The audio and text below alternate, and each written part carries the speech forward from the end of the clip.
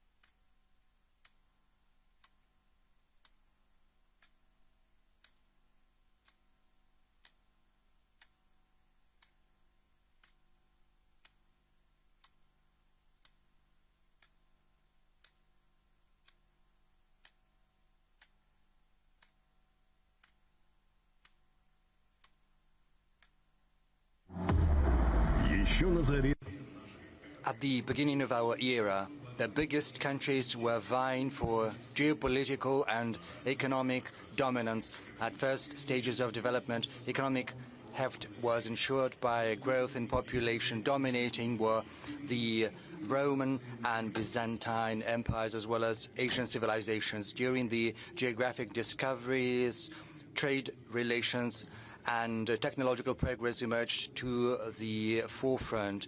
Controlling the world trade and first industrial revolution pushed the Western countries to the forefront. The 20th century saw the main economic development waves initiated by the Marshall Plan, the Council for Economic Assistance, the Japanese economic miracle, as well as by the Asian tigers. But the first beneficiaries were those countries that managed to control that economic growth. In the West, it was most importantly the US. But the 21st century offered us several surprises. The Western coalition was controlling all benefits, and right now this control is slipping. The first wave of economic growth in the 21st century is ensured by the BRICS countries right now. It's a sustainable trend in the world economy. Almost all countries that are going to be the engine of growth in the 21st century are searching for new forms of cooperation and integration. The response is a strengthening of BRICS, the SCO, the Eurasian Economic Union, as well as other formats. The geopolitical realities today require the establishment of a new economic growth platform for the countries of the world majority. To do that, we need to overcome the greatest challenges of the time, ensure the sustainability of multipolar world diplomacy based on the principles of justice and due regard for the interests of one another. This will help us address the issue of fragmentation, both economic and political. We have to protect traditional values, respect for culture and the traditions of one another, ensure an influx of investment into breakthrough technologies for the benefit of humanity. But given all the existing risks, we need to provide equal opportunities, remove social barriers, bring down inequality in the new world, check the degradation of the environment, and improve the environment for people. We need a policy that will help improve global growth, protect shared values, and bring the world closer to a just world. St. Petersburg International Economic Forum, shared values as a foundation for growth in a multipolar world.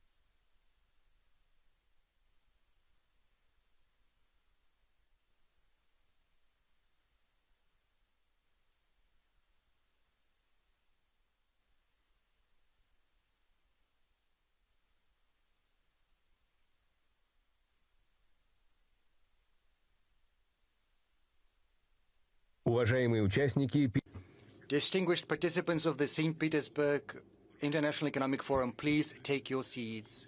Switch off your mobile devices as well as flashes of your cameras. The plenary session is beginning. Participants of the St. Petersburg International Economic Forum, you are kindly requested to take your seats, switch off your mobile phones, and disable the flash on your cameras. The plenary session is starting now.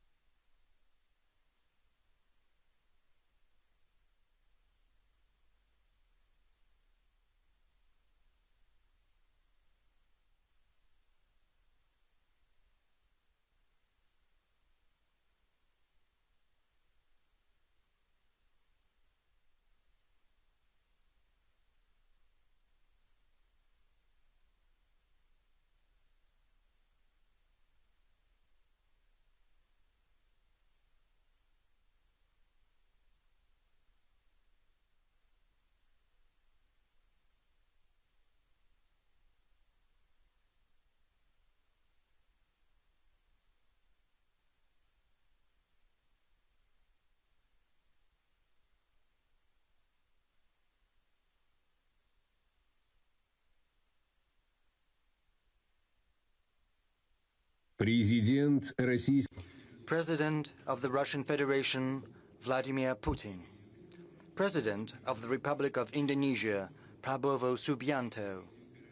Representative of His Majesty the King for Philanthropy and Youth Affairs Sheikh Nasser bin Hamad Al Khalifa. Vice Premier of the State Council of the People's Republic of China Ding Xuexiang. Deputy President of the Republic of South Africa Paul Mashatile. Moderating the plenary session is Nadim Kotesh.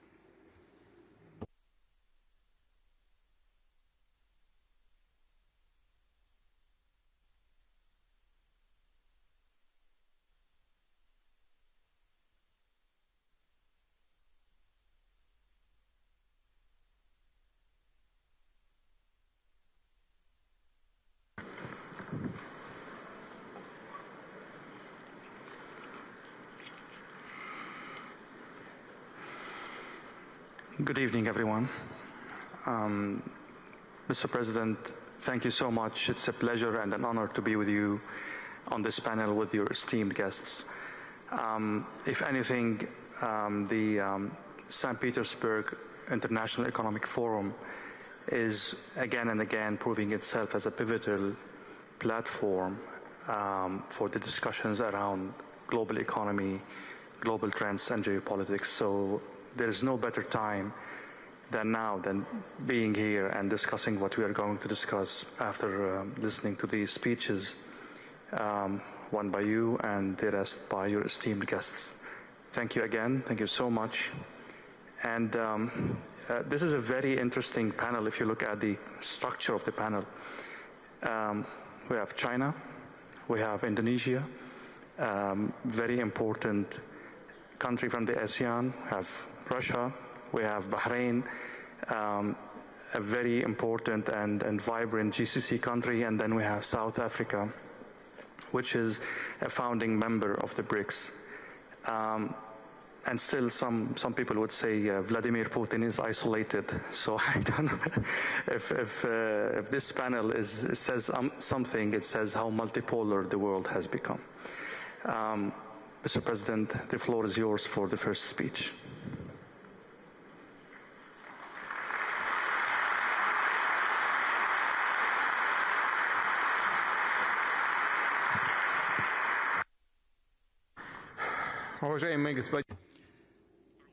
Excellency, Mr. Prabowo Subianto, Your Highness, Sheikh Nasser, Excellency, Mr. Ding Xuexiang, Excellency, Mr. Paul Mashatile, ladies, gentlemen, friends, I welcome all the participants and guests of the 28th St. Petersburg International Economic Forum.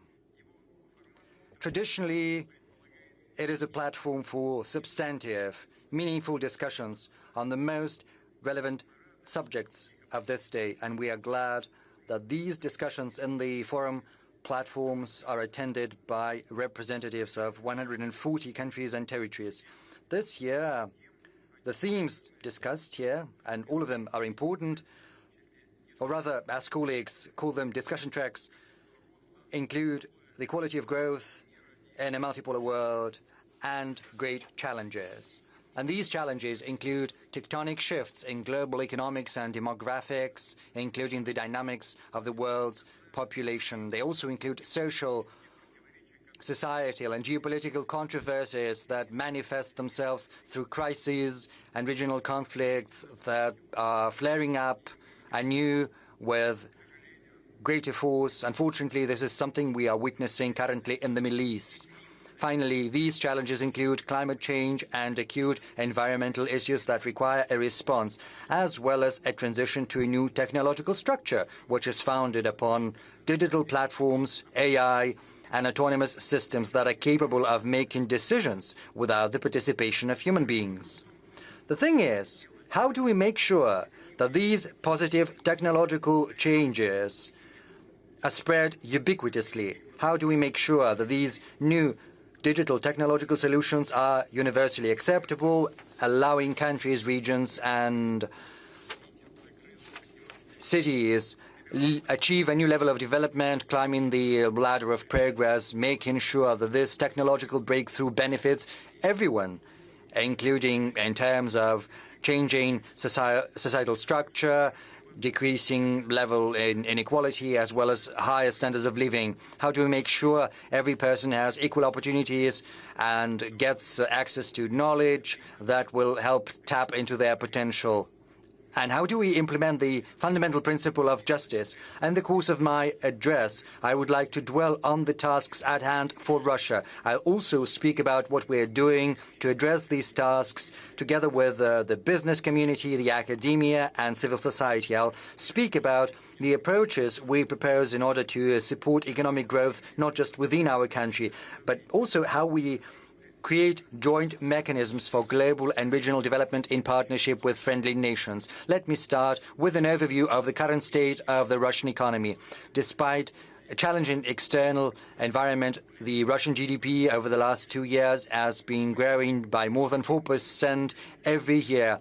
In other words, that was higher than average across the world. Speaking about the structure of this growth, let me cite a specific criterion indicator, which we have dubbed non-oil and gas GDP. It's calculated so as to factor out the influence of industries related to the extraction of hydrocarbons. So this non-oil and gas GDP in Russia in 2023 grew by 7.2%, whereas in 2024 it grew by almost 5%, namely 4.9%. In other words, we see a higher growth rate than across our GDP on average. In other words, the contribution of the commodity-related component into the economic dynamics of our country is no longer defining. Moreover, at the current point in time, it is showing negative dynamics. And by far, the defense industry is not the only thing sustaining the general growth of GDP, despite what some claim. Yes, indeed, the defense industry has played a role, but we have to look at the structure in detail. Over the last 2 years, we see growth in agriculture, industry in general, construction, logistics, services, finance, as well as IT. In other words, almost all key, systemically important industries of the Russian economy have been growing. What does it tell us? It tells us that thanks to the efforts of dozens of thousands of companies and enterprises, their teams, managers, thanks to the initiatives and efforts of millions of entrepreneurs, our economy is not simply growing steadily. Rather, it is also gaining in quality, complexity, as well as diversity. The idea of a Russian economy being completely commodity-based and dependent on the exports of hydrocarbons is evidently outdated. It's becoming a thing of the past. Reality tells us a different picture. Russia ranks 4th in the world in terms of the GDP size, and it's the first economy in Europe. And it's, of course, not GDP per capita. This is just the general GDP size. And it is a very important indicator. But it's not enough to achieve this position. It's important to reaffirm it all the time, reaffirm the status of one of the biggest economies. We need to create a conducive environment to make sure that the businesses, both from Russia and from friendly nations, keeps investing resources, modernizing and expanding its production capacities in Russia. Our current task is to make sure our economy is on a trend of balanced growth. This balanced growth implies moderate inflation as well as low unemployment rate. The statistics tells us that yearly inflation rate has decreased to single digits. Right now it's less than 10%. As of June the 16th, it stood at 9.6%. Certainly, a lot still needs to be done, but we keep on targeting the inflation rate. Of course, this is largely thanks to the active efforts by the government in terms of developing supply-side economics, but also the actions of the central bank. At the same time, the inflationary dynamics is better than anticipated by many experts, even better than the forecast by the Bank of Russia, which is something that has allowed us to proceed to a careful loosening of the monetary policy, but the changes in consumer prices doesn't tell us the full picture. I would like to reiterate, a well-balanced growth implies not just moderate inflation, but low unemployment rate, as well as a positive economic dynamics, and we need to follow all the indicators telling us how our industries, companies and firms are feeling. A couple of words about the labor markets. There's something I'm gonna get back to later, but I would like to say that the first 4 months of this year saw a GDP growth by 1.5% year on year. In April, the growth picked up to 1.9%, and yet some specialists and experts point out the risks of stagnation and even recession, and this is something we have to avoid at all costs. I know that at this forum, you've listened to the discussions that are currently ongoing within the government. There is a discussion between the Central Bank of Russia on the one hand and the government on the other. And, of course, you are well versed in the facts. What we need is to pursue a well-informed, careful fiscal and monetary policy. We need to make sure that our mechanisms are fine-tuned in order to support and stimulate growth. We need to ensure macroeconomic, inflationary and financial stability. In other words, our strategic task is to be active and steady and consistent in changing the structure of the Russian economy, and we've made great headway in that regard. But it is of paramount importance to keep advancing given the drastic changes across the world. The importance of additional measures to those ends that is something we discussed during the session of the Council on Strategic Development and National Projects back in December last year. The government, regions, the business, expert community and academia have to work together to improve the long-term economic growth and achieve structural changes in the economy.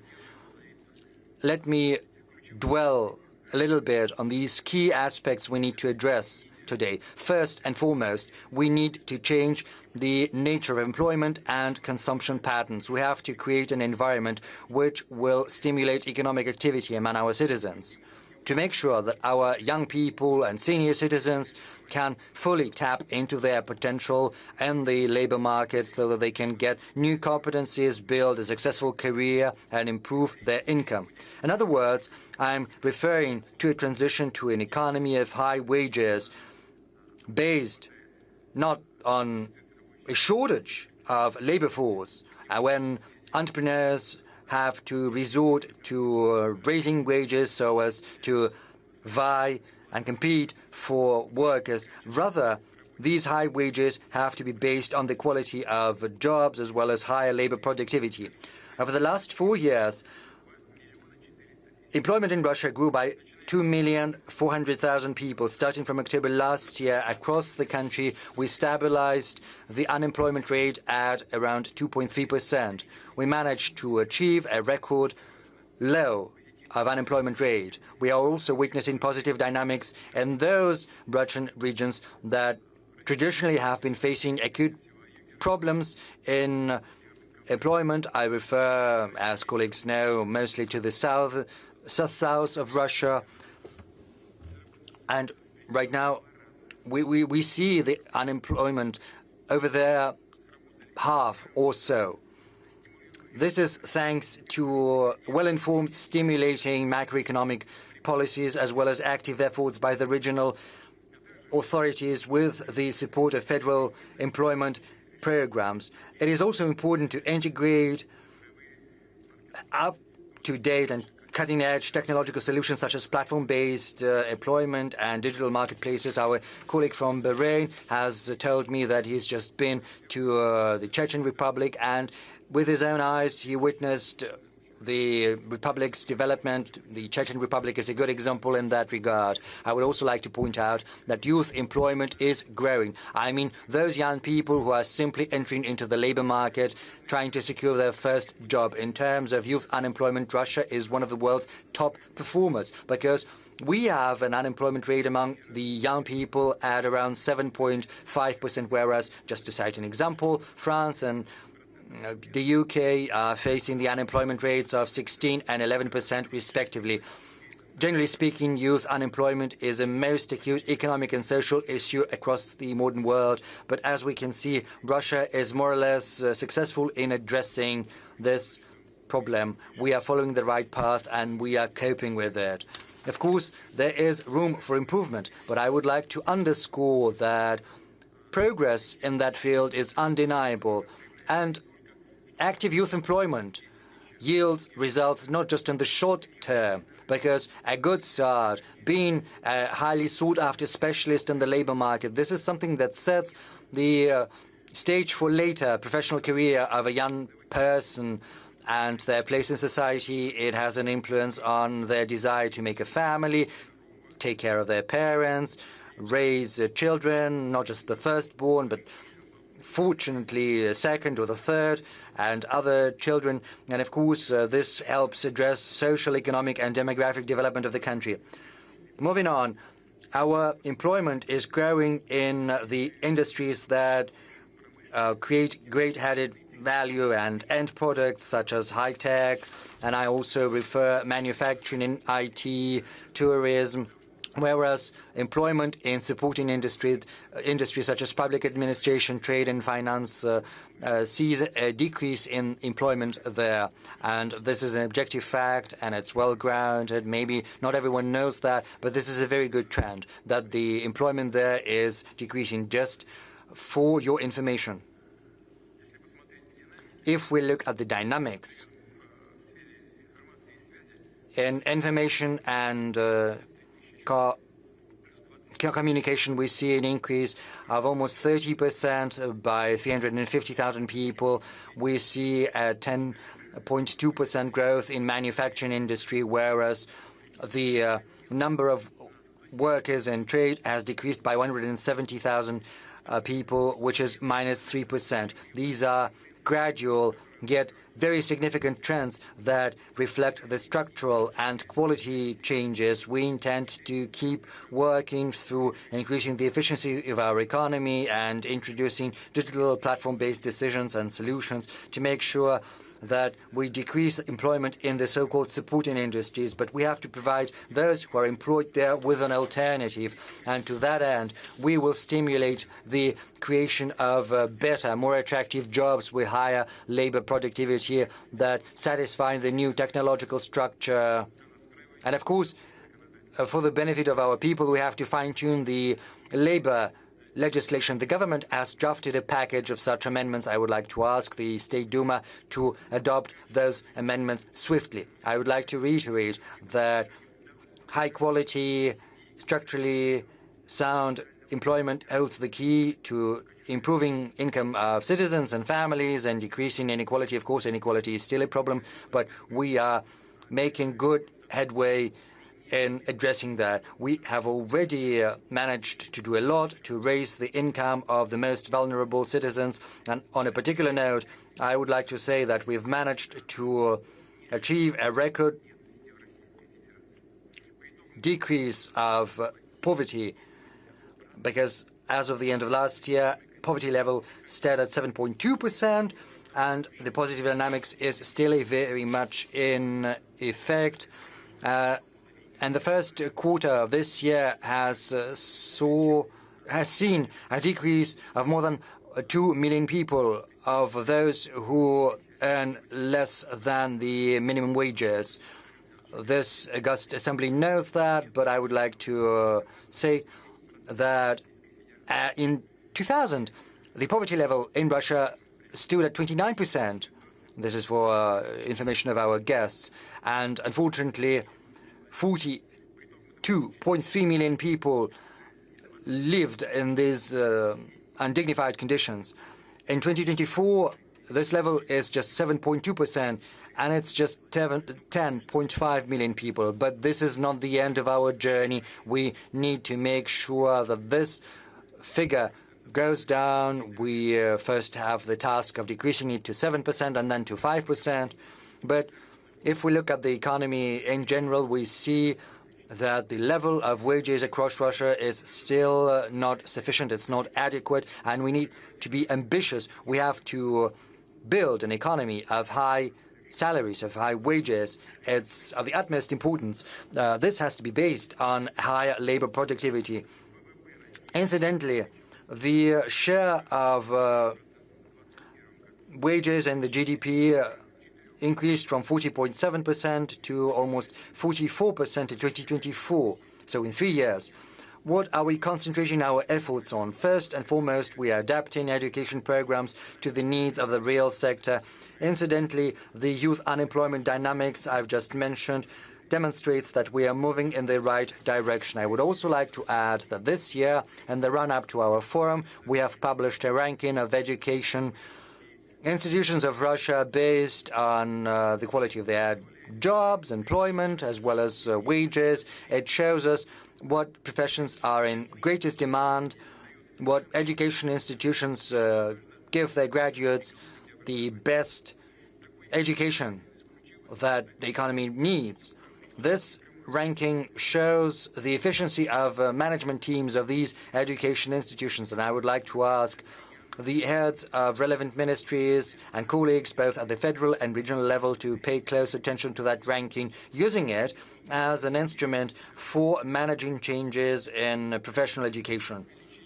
Moving on, with a view to raising the income of our citizens, we need to raise their qualifications and retrain them to provide them with an opportunity to grow professionally, to move to other companies and even to other regions.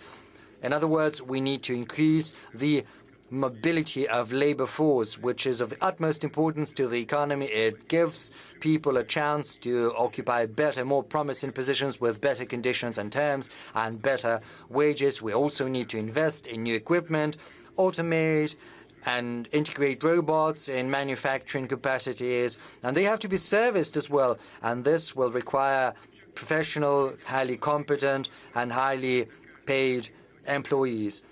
But raising income is important not just for individuals and families, but also for the economy in general, because a rise in income and a decrease in inequality entail a change in the demand structure, because this demand structure becomes more balanced. It stimulates the consumption of domestically produced services and goods. I refer to tourist industry, catering industry, these and also industries that capitalize on our natural reaches, improving the potential of our cities and settlements, making them more comfortable for life and for leisure and for work.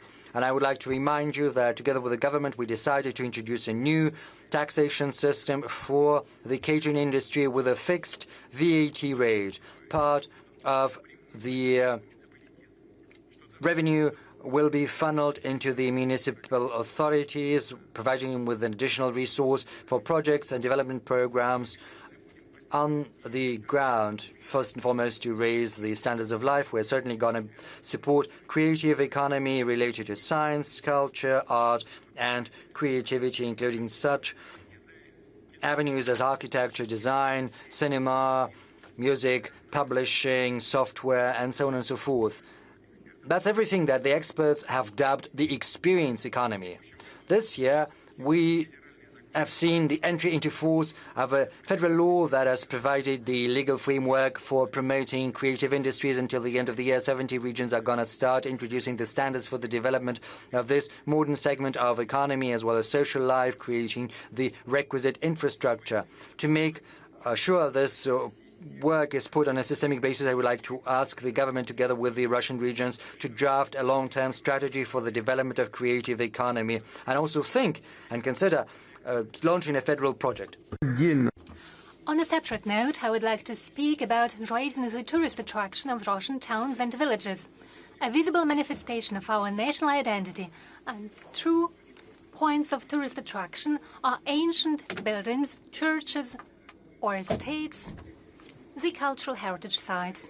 We have agreed that by 2030, we renovate no less than 1,000 such sites all across our country to give them a second life, including by means of opening museums, educational and exposition centers, hotels, and so on. The pilot program to restore cultural heritage sites with concessional funding for such projects, has already covered 9 regions of Russia. The current goal is to extend it to other constituent entities of Russia. To make sure that allocated funds produce a better result, I suggest the following solutions.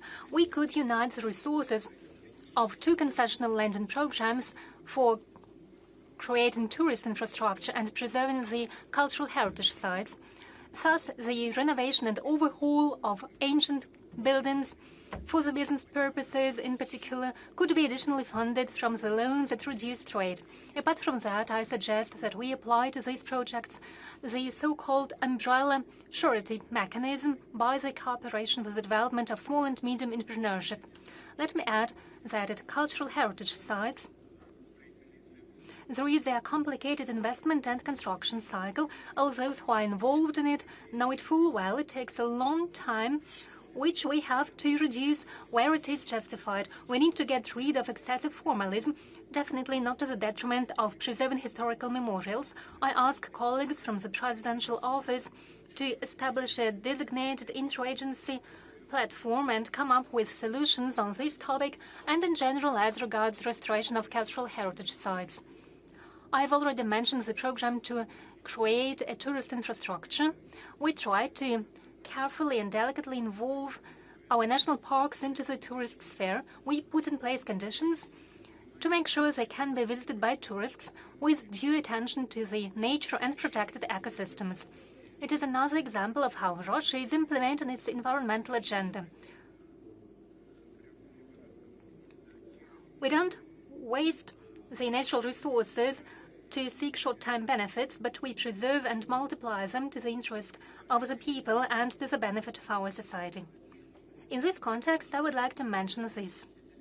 Over the past decades, we have accumulated millions of tons of wastes from industry and mining companies. Of course, they are harmful to the nature and to the people, and they create problems. So I suggest that we think of launching special projects in order to recover valuable components of these wastes. We have designated technologies, we have to make use of them, thus business will be able to get profits and it'll help eliminate the accumulated environmental harm and at the same time encourage the development of natural domestic science and industry.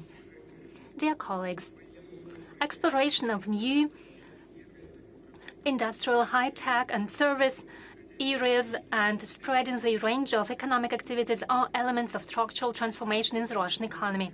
In this context, there is a second key area of our activities on which I would like to focus today. That is a new quality of investment climate.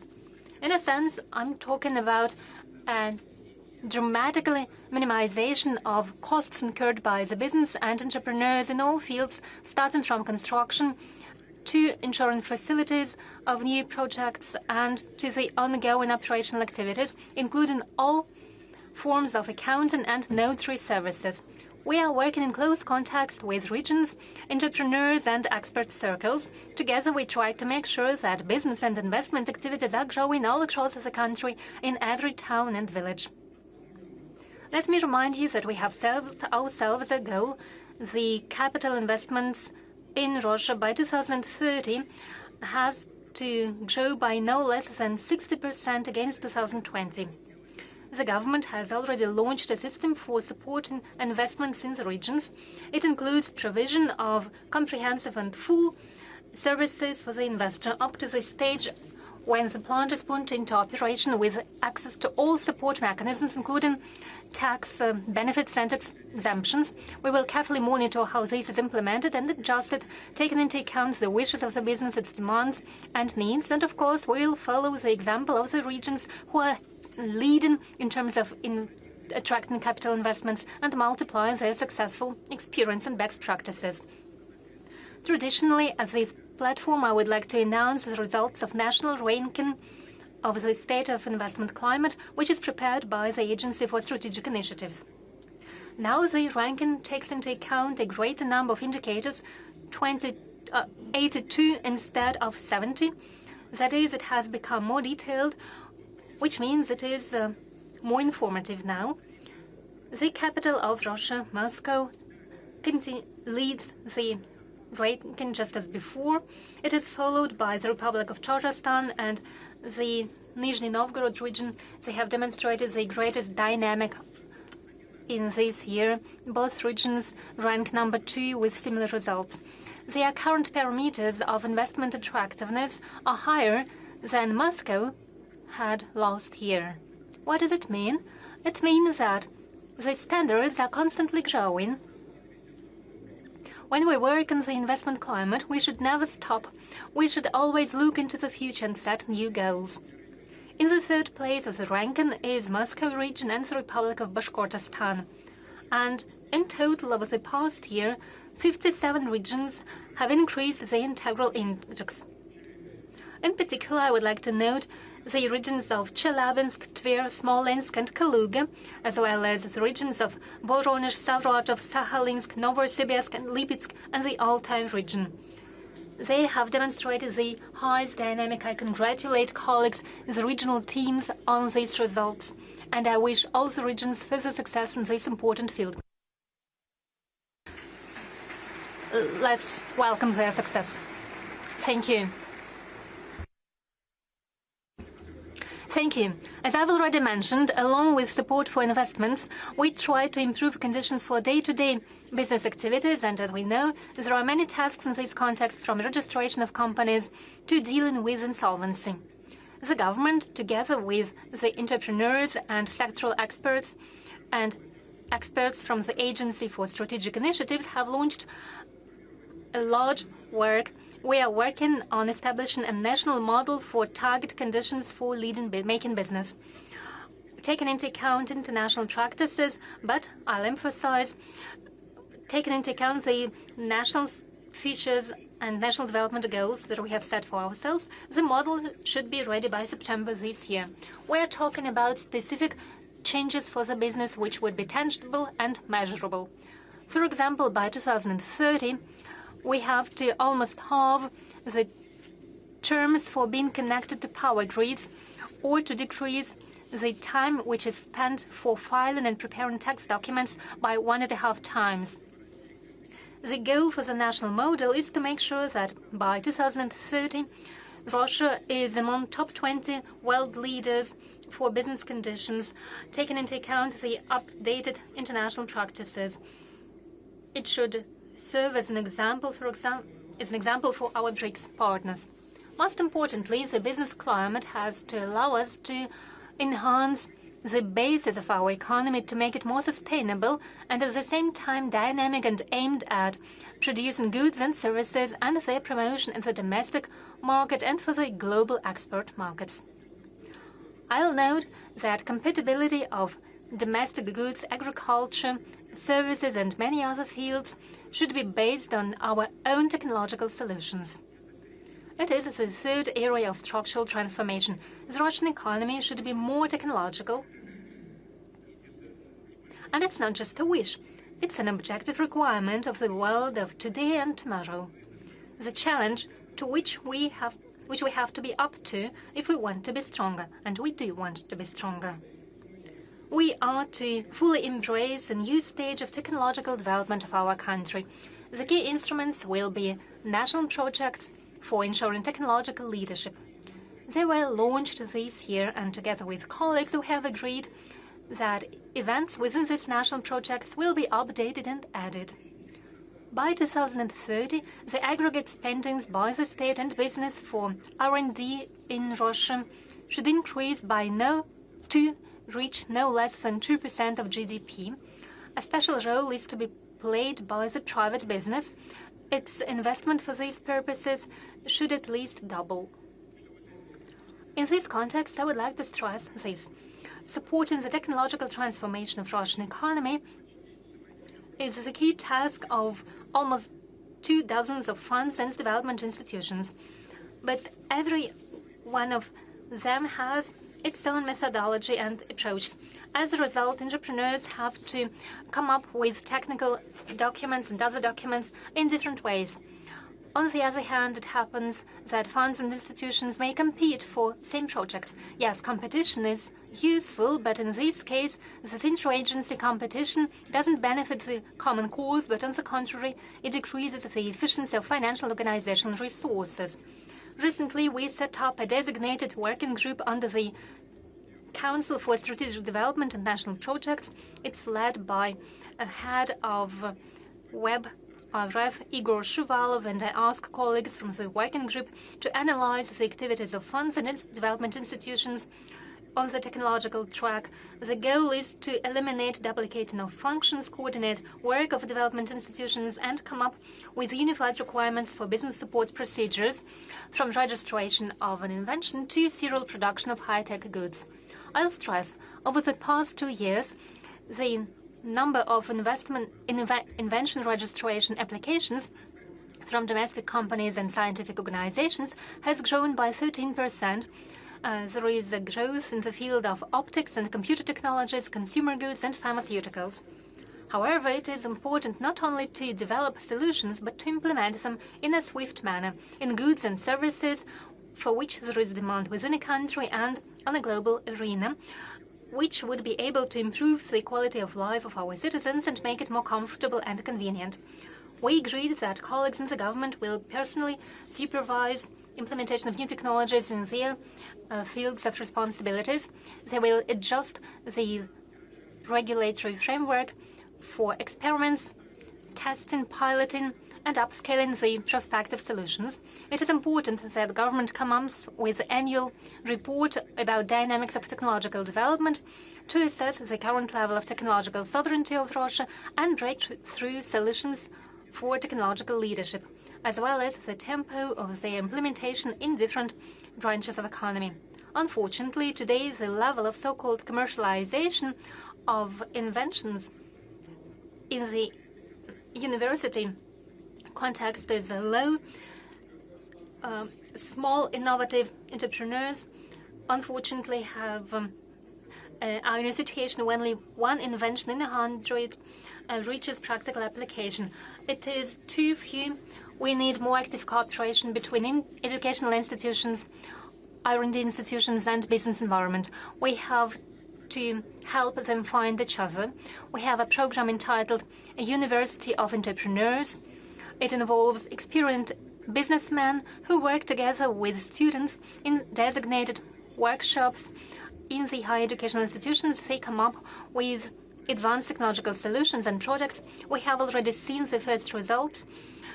Over 270 million of non-budgetary funds have been attracted, and this year the number of participating higher educational institutions will double. I ask the government to upscale this mechanism to make sure that there is a smooth cooperation at all stages, from formulating the idea for a project to making sure there is an independent business, and we need to ensure joint companies, universities, and real sector companies. There is another important issue. We need to further development the market of intellectual property. We should expand the possibilities for loans secured by patents and trademarks. They should help business. They should help business have real assets which would attract investments.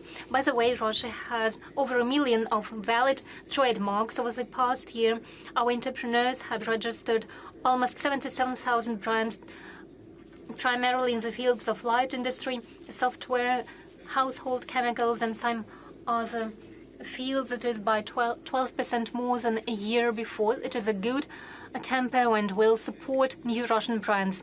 In a month in Moscow, we'll see the results of a new competition entitled That's Us.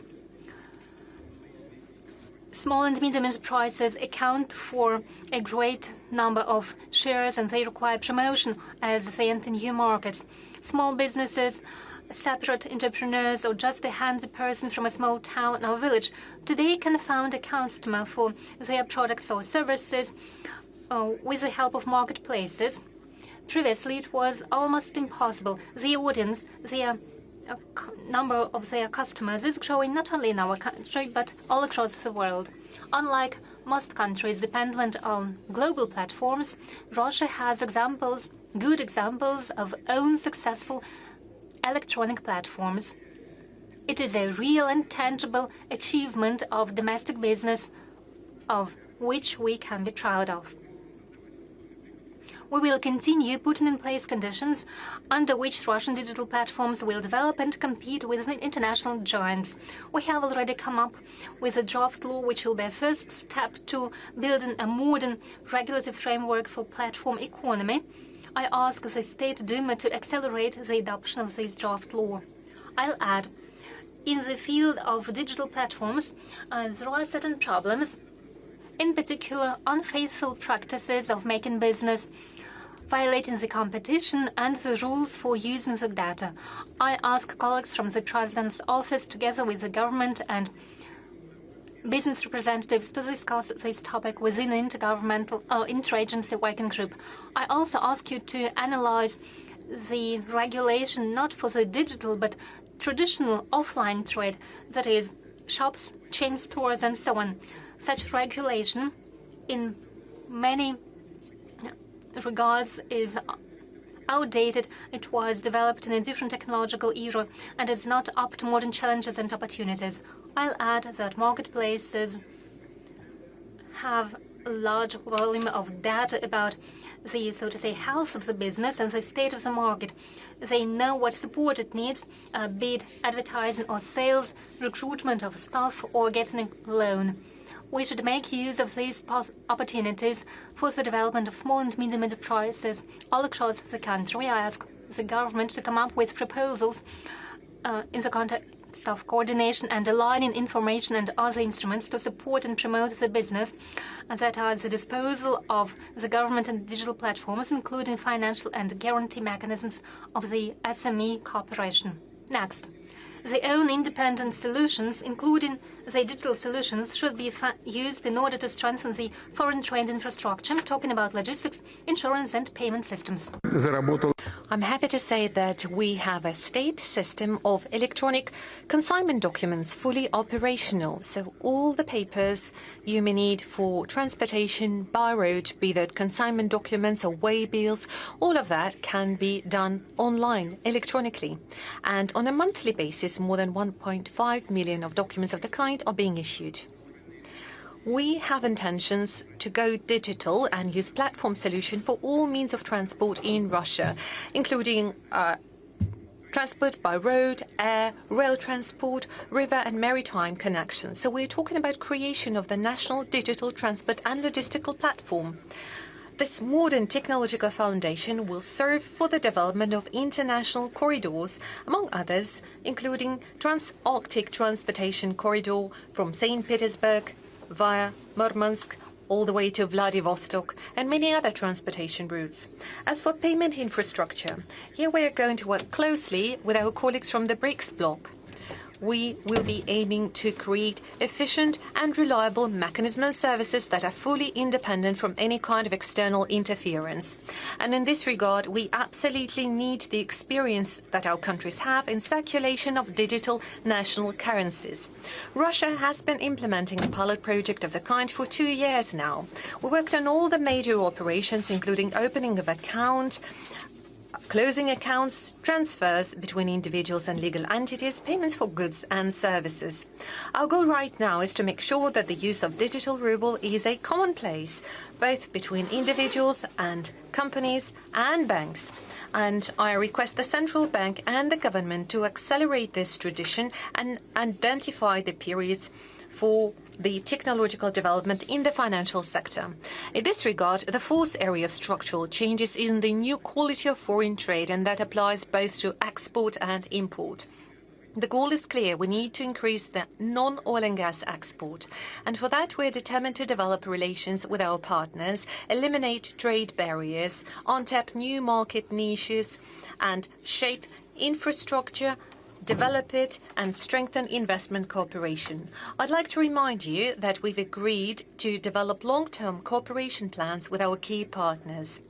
A good example of the kind is the plan for strategic cooperation with the People's Republic of China until 2030. Among others, we are going to develop action plans with countries like India, and those are to be finalized in the nearest future. We're also going to implement the national project dedicated to matters of international cooperation and export. We will support initiatives of our foreign partners that make use of Russian technological platforms, which means that the machine building industry will be seeing additional demand. So in the nearest years, in the CIS countries, including Belarus, Uzbekistan and Kazakhstan, plus Turkey, Vietnam and a number of other countries, we will see a whole number of large-scale energy projects being implemented, including nuclear energy, extractive and processing industries, and the foundation for those projects will be Russian tech solutions that will also involve a number of Russian financial structures. Ramping up non-oil and gas export is just one of the tasks in the area of foreign trade.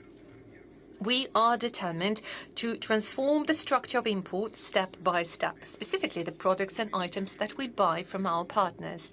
By doing so, we would like to gradually increase the share of so-called labor-intensive goods and services that require major labor resources, human resources, physical and manual labor.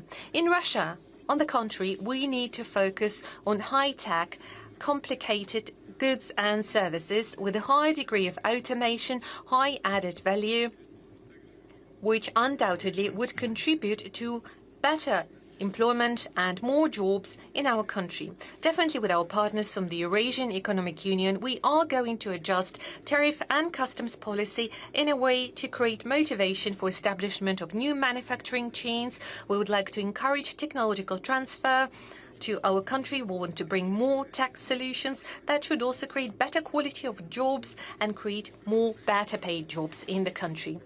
And I request the government to do the analysis together with the business community and come up with the proposals in the nearest future regarding potential and specific actions in this area.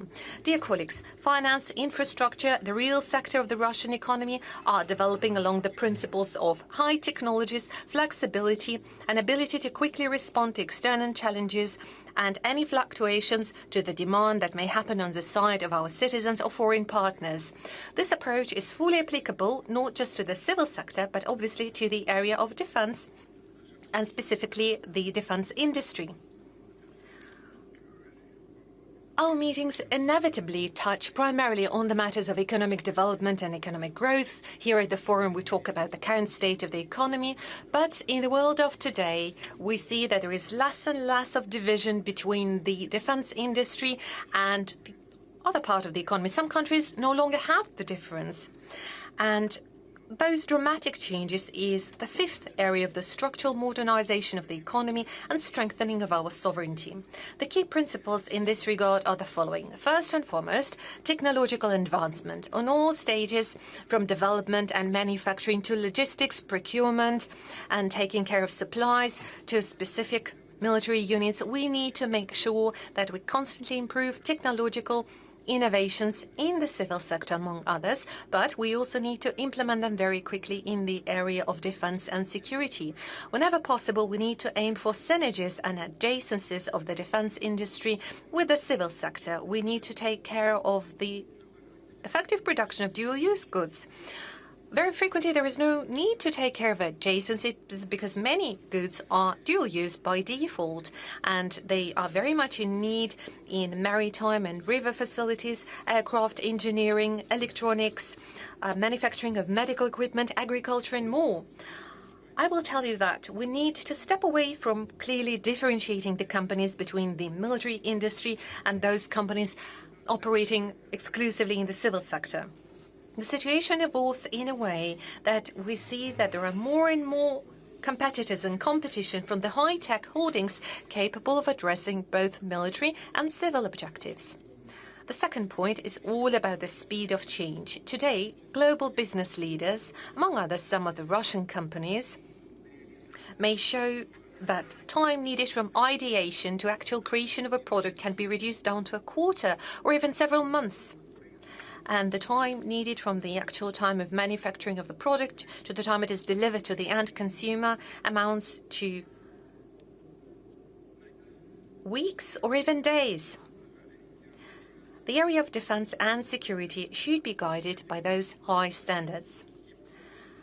And finally, of course, flexibility. We are talking about increasingly important role to be played by commanders of military units, formations, and managers of the enterprises operating in the military industry. Primarily, it is all about taking care of the technical supplies, testing new hardware and machinery, and finally developing the final results and the tactics of achievement of this result.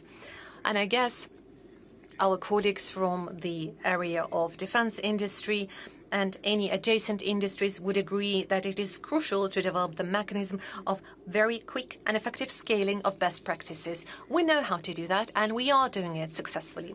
Fourth, economic efficiency is crucial to provide for the task we face in the area of defense. And a good example of the kind is introduction of video surveillance system using artificial intelligence. And it allowed us to dramatically reduce the number of offenses committed, for example, in the city of Moscow. That also applies to the fairly cheap and affordable UAVs. That is a very efficient way to destroy and eliminate very expensive military equipment. Obviously, we're going to learn from the negative experience as well. It is all valuable, building up to ability to make the right decisions. Generally, the defense industry has accumulated good pace, and the enterprises of the industry have been able to increase their produce manifold and are taking care of new weapons and arms production. We are determined to constantly modernize and update military facilities of the armed forces of Russia to make sure they are in line with the latest developments and state-of-the-art technologies that have proven their efficiency in combat conditions. At the same time, we're determined to develop military and technological cooperation with friendly countries. And here we're not just talking about supplies or modernization to supplies of machinery or hardware. It is also about joint developments, preparation of hardware, and creation of industrial capabilities on a turnkey basis. Dear colleagues, today I focused on 5 key areas of structural modernization needed by the Russian economy. And there are national projects already launched focused specifically on those goals. That also includes state programs. They require constant adjustment, taking into account the evolving situation in the world and new opportunities opening up to us. I request the Russian government to digitalize and make sure they monitor the KPIs related to the key structural changes in our economy. I also request you to monitor its dynamic and adjust if necessary. As mentioned earlier, the global economy is living through the largest scale transformation over the decade. The countries of the global majority are ramping up their potential by adjusting the power balance and changing the economic map of the planet. At the beginning of the 21st century, BRICS countries amounted to 1/5 of the global economy. Well, just 1/5. But today, the BRICS bloc account for 40% of the global economy. It is obvious that this share is set to grow. This is a medical fact. And this is going to happen inevitably. First and foremost, thanks to dynamically evolving countries of the global south. It is important that this growth is becoming increasingly sustainable, embracing more and more countries. And for that, we need a principally different development model, not the one based on the rules of neo-colonialism, when the so-called golden billion is sucking out resources from all other countries in the interest of a very narrow circle of the so-called elites. Not even in the interest of the people of those very countries. They are focusing specifically on the interest of their elites. If we are to look how this well-being was accumulated, for example, by the United States over the last decade, you would see that this is specifically the US elites and establishments acquiring all the profits and benefits. This is publicly available data, and if we are to look at the middle class, regular citizens, they would never benefit from those extra profits. Probably that is exactly one of the causes for the changes that we're witnessing today, among others, in the political arena. And we need to make sure that all of those changes are contributing to better quality of lives of people in our countries. It has to be translated into better quality of education, science, technologies, and infrastructure. And those are the priorities set by Russia, who's implementing its own agenda. Strategic areas that I have highlighted today require stable long-term capital flows, among others from international companies and investors. And in order to provide for that, we have to create an open and fair platform for global growth that will unite investment mechanisms and technological standards, financial and logistical services, trade instruments and other solutions. I will reiterate, the goal per se is not to modernize the outdated mechanisms of the era of globalization. They are outdated. They have discredited themselves. We need to come up with new model of development free of any kind of political manipulation, taking into account national interests of the countries. And obviously, this model should be focused on the needs of our citizens and their families. At the BRICS summit that took place this autumn last year in the city of Kazan, 35 countries came together, representing 2/3 of the population of planet Earth and half of the global economy. They all expressed shared understanding of approaches needed for the future world. Today, the BRICS countries set the bar by choosing and favoring the so-called human-centric industries. They are launching the largest projects to improve the quality of life. The BRICS countries are implementing large-scale initiatives in the area of nuclear energy and aviation, new materials and IT industry, robotics engineering and artificial intelligence. Certainly, particular attention is being paid to strengthening connection within the BRICS bloc. The mutual goods turnover of our countries has already exceeded $1 trillion and continues to grow.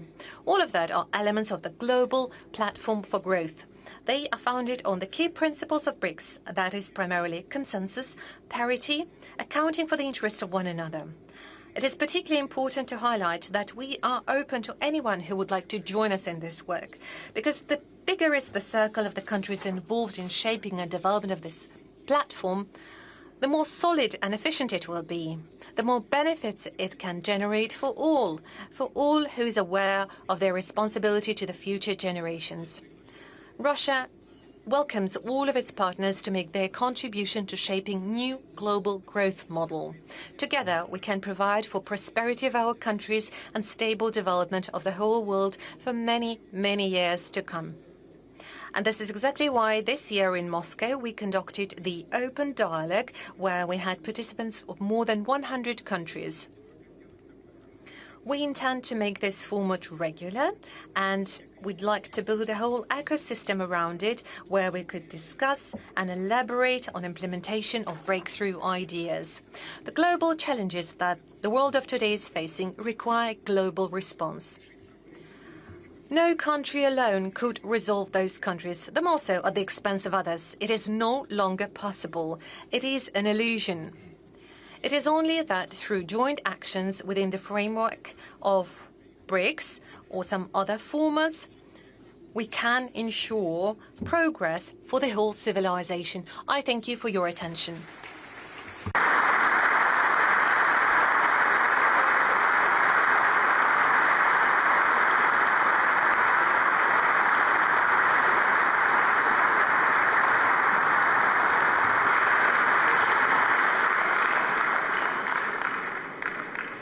Mr. President, thank you so much for the speech that actually set the stage for a very interesting debate. After the rest of the speeches, I give the floor to the President of the Republic of Indonesia, Prabowo Subianto. The floor is yours.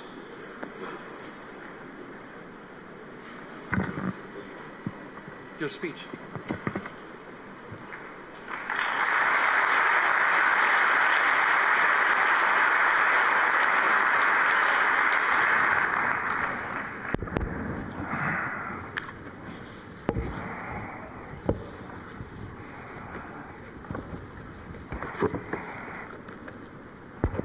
Your Excellency, President Vladimir Putin, President of the Russian Federation, Your Excellency Prince Nasser bin Hamad Al Khalifa, National Security Advisor to the King of Bahrain, Your Excellency Paul Mashatile, Vice President of South Africa, Your Excellency Mr. Ding Xuexiang, Vice Premier of the People's Republic of China, distinguished ministers, business leaders, ladies and gentlemen, participants of this forum.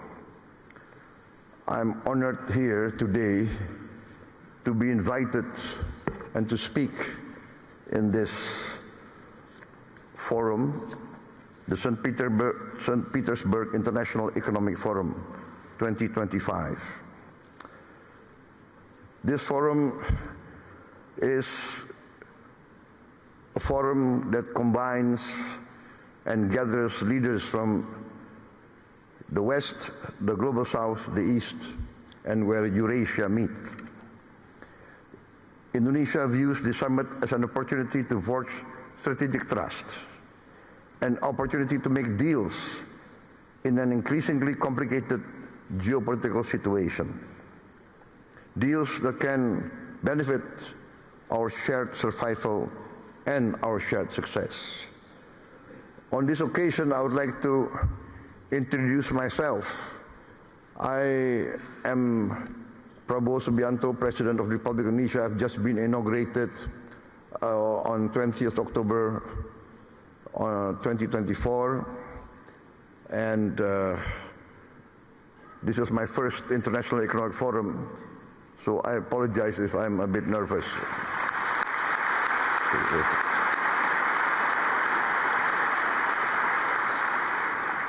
Indonesia is the fourth largest country by population. Every year, there are 5 million new Indonesians arriving in this world. Every year, 5 million. That means every year, a group of people the size of Singapore. So in 10 years, there will be 10 Singapores in Southeast Asia, the size. I give this as an illustration of the size of Indonesia. This gives us great opportunity, but also gives us great challenge. Any leader of Indonesia must think how to feed 5 million more mouths every year, 5 million new school places, etc., etc. The hospitals, and more important and most important is the food. In my opinion, the duty of a government is first to protect its people. And to protect its people means to protect its people from hunger and from poverty and from the suffering of a challenging environment. Therefore, when I took over the government of Indonesia, my main priority was, first, to achieve self-sufficiency in food. Number two, self-sufficiency in energy. Number three, to improve the education level of Indonesians to be able to compete in the challenging era of the 21st century. And fourth, to speed up the industrialization of Indonesia. Indonesia has been fortunate in being given by the Almighty Lord vast economic resources. Vast economic resources. But these vast economic resources, if not wisely managed, actually can be a curse to our people. We have vast forests, we have vast minerals, we have a lot of commodities that are useful for the world. But this has to be managed well.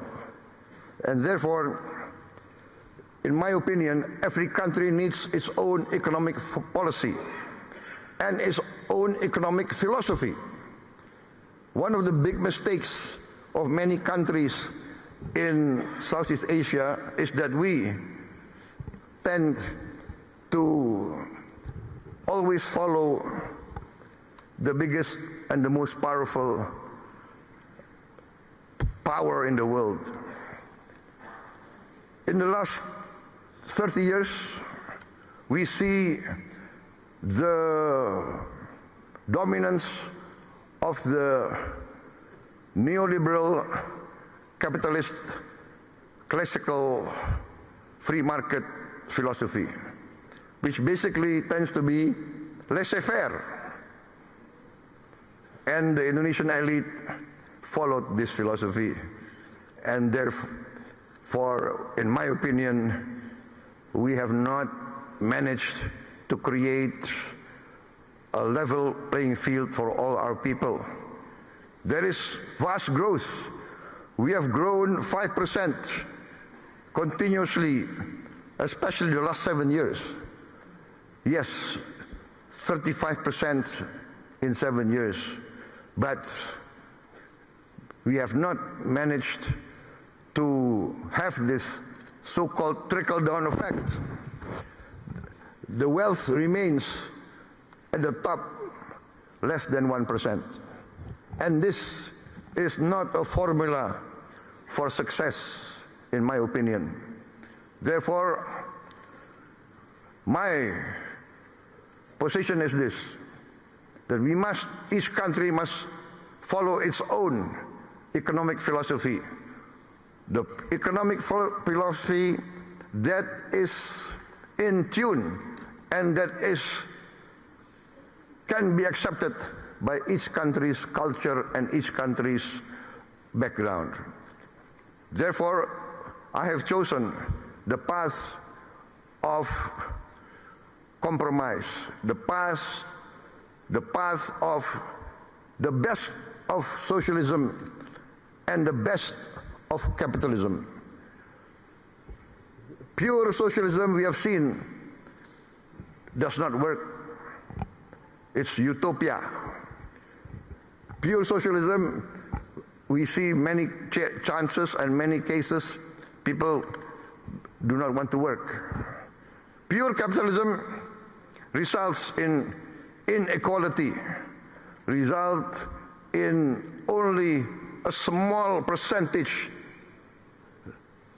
enjoying the fruits of the wealth. But our path is the path of the middle way. We want to use the creativity of capitalism, innovation, initiative. Yes, we need that. But we need government intervention to overcome poverty, overcome hunger, to intervene and to protect the weak. Because there's a danger in developing countries like Indonesia of what we consider the danger of state capture. The collusion between big capital business and government officials and political elite. In the end, the collusion between these two groups does not result in the alleviation of poverty and the widening of the middle class. Therefore, we have chosen the philosophy which, in essence and in simplicity, can be reduced to one sentence. The greatest good for the greatest many. That is our philosophy. Our government must work to bring the greatest good to the greatest many. And in this case, we have to have a clean government, free of corruption. And this, I think, is the key of rapid development. I am proud to stand here before you. In my 7 months of administration, we have achieved an increase in rice and corn production of around 50%. And this is the greatest increase production in the aggregate in the history of the Republic of Indonesia. And we have now in our government warehouses 4.4 million tons of rice, which is the largest reserve in the history of the Republic of Indonesia in just a few months of my administration.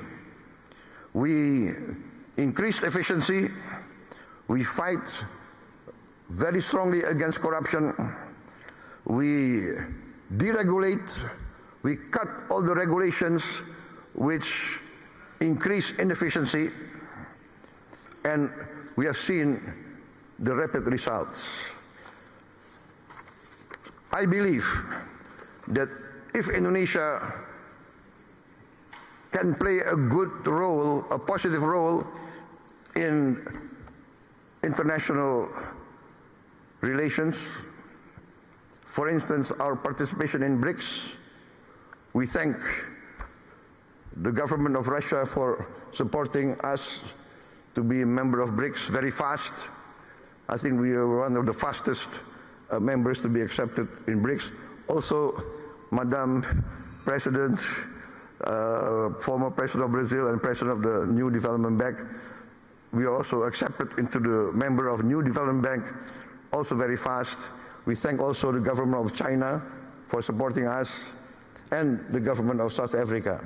And we believe that together BRICS can contribute significantly to stability, prosperity of the world.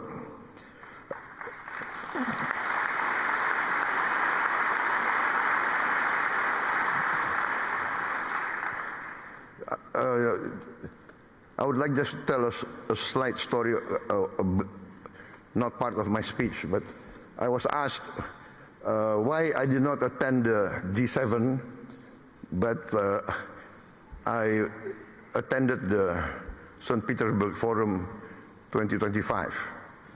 And it's not because I did not respect the G7, it's because I gave my commitment to attend this forum before they invited me. So that's the only reason.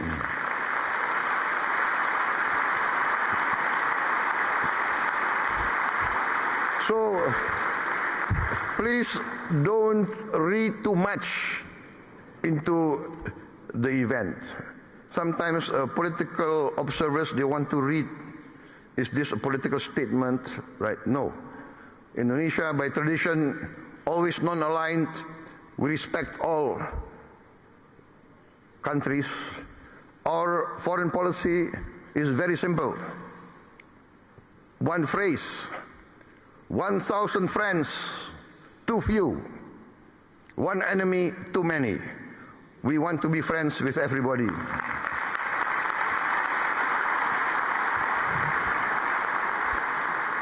Only with friendship, collaboration, can we achieve prosperity. So thank you very much, President Putin, for inviting me.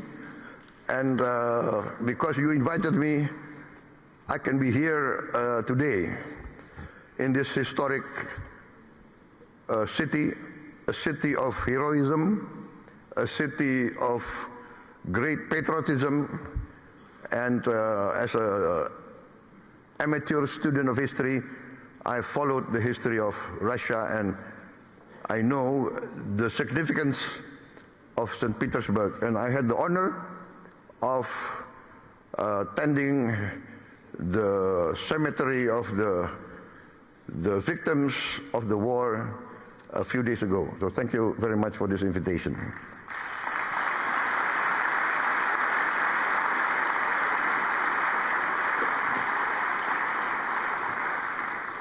For many times I have said in many forums that Indonesia has chosen the path of non-alignment. We consider that this world must develop into a multipolar world and is developing towards a multipolar world. The world of unipolar centrality is past. This is the trend of history. This is what's happening in front of us. And So I value very much the leadership of Russia and the leadership of also China. And I want to be very frank, in the present world, in the global south, I think many from the global south will agree with me. Russia and China has never had double standards. Russia and China has always defended the downtrodden, has always defended the oppressed, has always fought for the justice of all peoples of the world. So I say this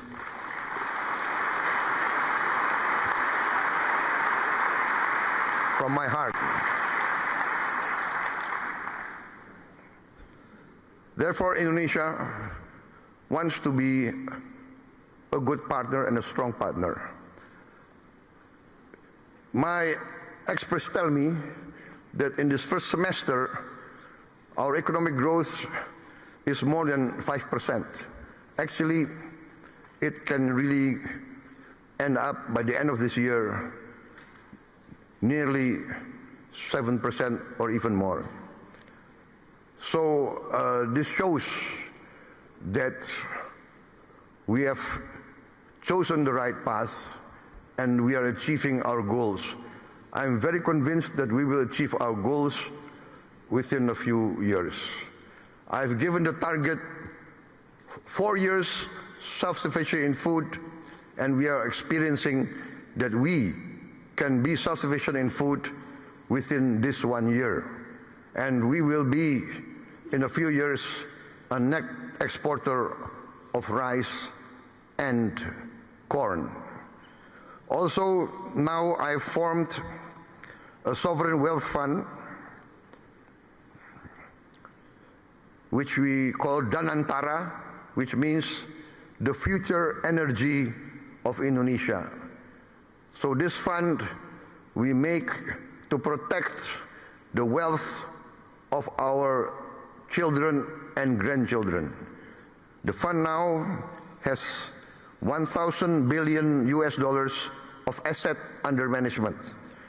And this year we have cash to invest of $18 billion. We want to work together with all strategic partners. We do not ask for assistance. We do not ask for handouts. We want to be a real partner. We want to achieve together real prosperity. We are open for business. We invite all groups from everywhere, especially Russian entities. Before I was elected, I was an entrepreneur, and I have good relations with Russian corporations. My brother has been active in this area for many, many years, I think more than 2 decades. So we know Russian corporations, and we would like to see Russia participate more in our economy. I've mentioned our foreign policy. We have always been and we will continue to be non-aligned. We thank Russia for helping us and for achieving the Indonesian-Eurasian Union CEPA, Comprehensive Economic Partnership Agreement. And we have completed also negotiations with other groups, Bloc CP, TPP, also with the European Union CEPA, and we also request to join OECD. For us, the world and the planet is getting smaller. We will work together with you for peaceful collaboration, peaceful coexistence with all countries. We view with sincere regret the escalation and increase of conflicts around the world, especially in the Middle East, and we hope that all parties can come to a peaceful resolution as soon as possible. I think, distinguished guests, I've come to the end of my short speech. I apologize if what I say is not what is expected of me, but what I say comes from my heart. Thank you very much.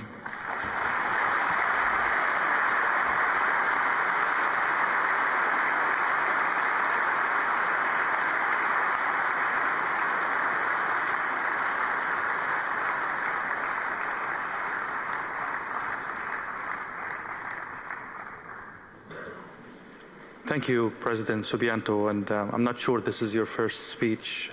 It doesn't look like, actually. You did a great job. Thank you so much. I'll give the floor to the representative of His Majesty, the King of Bahrain for Philanthropy and Youth Affairs, National Security Advisor, Commander of the Royal Guard of the Kingdom of Bahrain, and the honor guest of this year's forum, Sheikh Nasser bin Hamad Al Khalifa. The floor is yours.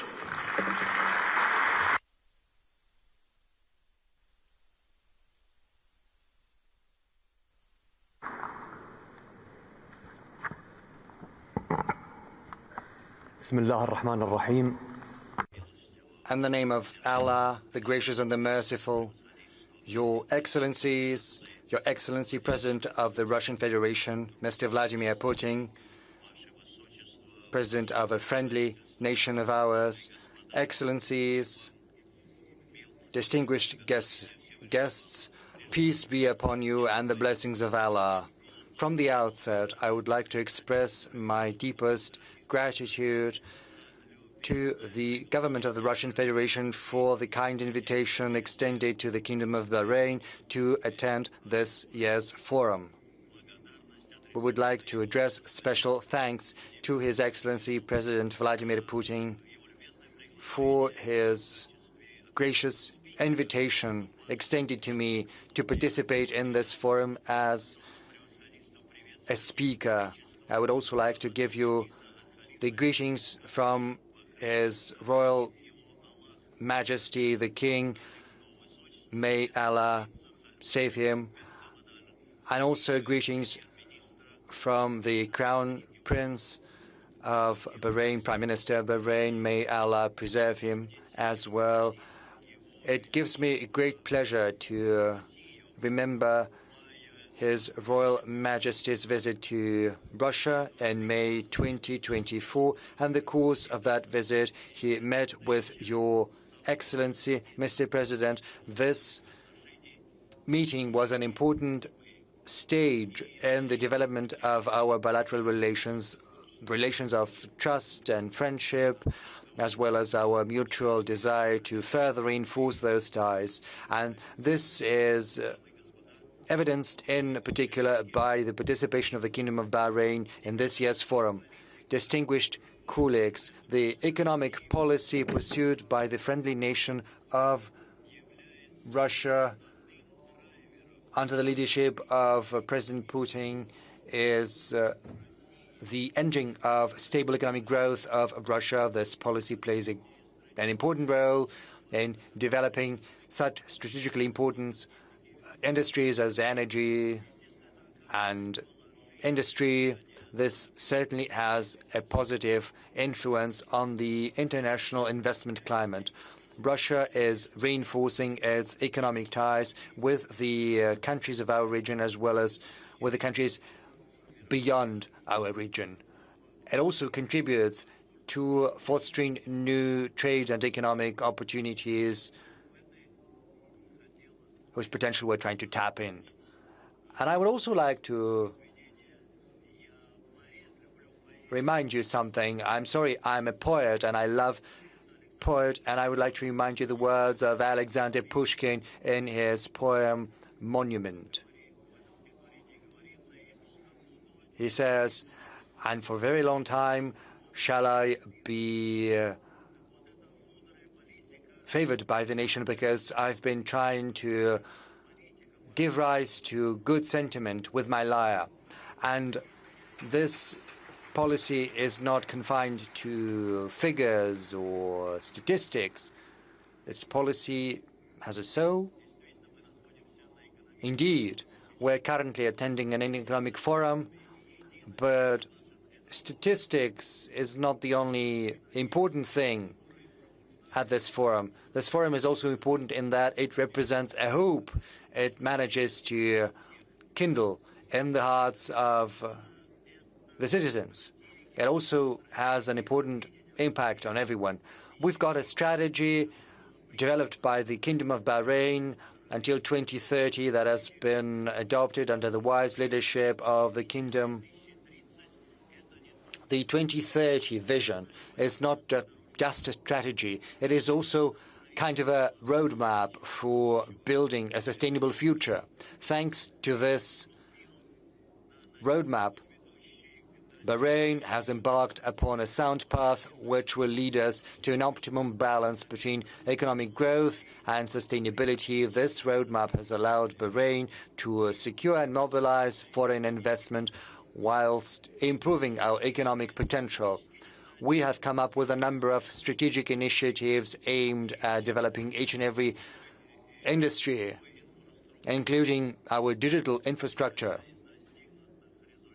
Based on the results obtained, the Kingdom of Bahrain has started elaborating another strategy which will be in place until 2050. It's based on an innovative approach, digitalization, as well as diversifying the sources of our income.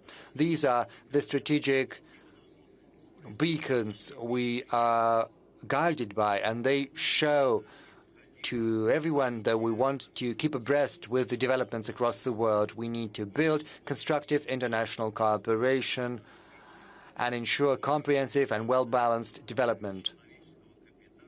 Human capital has priority in terms of development. Bahrain believes that human investment is the thing underpinning progress. That is why Bahrain advocates strengthening public-private partnerships, which is of great importance. And in that regard, we've got several important initiatives with a view to training young professionals, helping them enter the labor market. This, in turn, will help us build an adaptable economy which is capable of adapting to challenges as well as changes. Bahrain is trying to build a well-diversified infrastructures. This has already allowed us to become one of the hubs in the region. This has helped us facilitate our business community. This has also created a conducive environment for building new industries. Digital economy is the backbone of our strategy for building an economy of knowledge. On the other hand, we've got strategic partnership with friendly nations such as Russia. And this partnership is the pillar for developing the business environment in the Kingdom of Bahrain. Bahrain is fostering efficient ties with all international actors. This has already allowed us to turn into a country which is attractive from the point of view of investment and economy. Bahrain is pursuing the course of attracting foreign investment through setting up the requisite preferences enshrined in legislation. We're trying to create a conducive business environment. Ladies and gentlemen, the GCC, as of now, sets the trend in terms of supporting business and mobilizing investment across the region. This is something we pay a great deal of attention to. We assume that both innovation and creativity are indispensable elements to sustainable economic development. Hence, we believe the St. Petersburg International Economic Forum to be an efficient platform for setting forth ambitious initiatives as well as improving ties between investment bankers and business people from different countries, because investment is not just about mobilizing funds, it's also about exchanging creative ideas. It's about implementing creative projects with a view to fostering a sustainable economy. That is why it's important to support innovation in business to accelerate technological progress. I would also like to point out that stronger economic partnership creates a favorable environment for supporting SMEs, and SMEs, in their turn, serve as the engine for economic development. We need, to that end, to unite our efforts internationally and nationally, because it'll open up new horizons for investment opportunities. This will also help us reinforce cooperation among states. That is why we're pursuing a well-informed economic policy in order to build different industries, different businesses, in particular in terms of innovation. We have set the task of building a truly competitive and creative environment, opening up opportunities for trade and economic cooperation with friendly nations. And in conclusion, I would also like to once again thank you, Your Excellency President Putin, for this kind invitation as well as for the excellent organization of this forum. It testifies to Russia's sincere wish to reinforce international economic dialogue. We believe the St. Petersburg International Economic Forum to be an important platform for strengthening our partnership with friendly nations, including Russia. We advocate cooperation for the sake of sustainable development, which is in line with our vision for 2030. Peace be upon you, as well as blessings from Allah.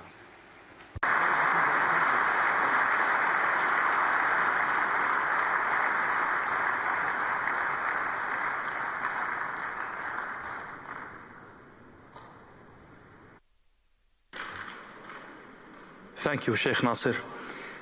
The address by the Vice Premier of the State Council of the People's Republic of China, Ding Shuxiang. The floor is yours.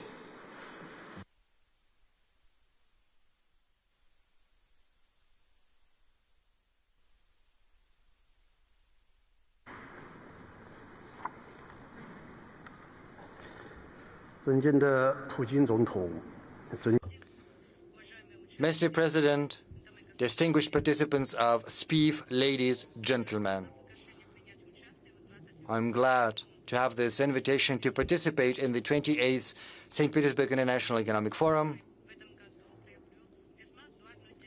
which this year is dedicated to an important theme, a very relevant theme: shared values as a foundation for global growth in a multipolar world. First and foremost, on behalf of China's government, let me offer you greetings and my congratulations on the successful opening of the forum. 10 years ago, President Xi Jinping of China spoke at the UN General Assembly. Back then, he said that peace, justice, development, and freedom were important. These were universal human values, as well as the noble mission of the United Nations. These values are what allows us to overcome ideologically motivated paradigms of thinking and uniting humanity. This was positively received by the international community.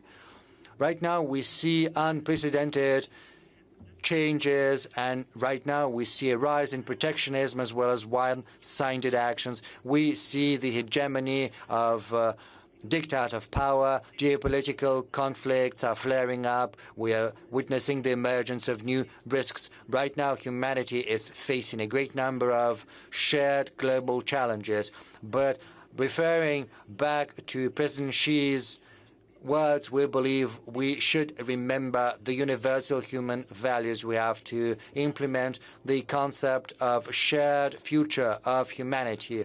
We also have to implement the ideas of global security and global development. We have to ensure all-inclusive globalization for the sake of a safe and prosperous future for everyone across the world. And that said, I would like to share the subsequent ideas with you. First, global governance should be based on cooperation. Global challenges require global solutions based on dialogue. And all countries should have the right and should have the voice in managing our planet. We have to ensure multilateralism as well as equal rights, equal chances, as well as equal rules for each and everyone. 8 years ago,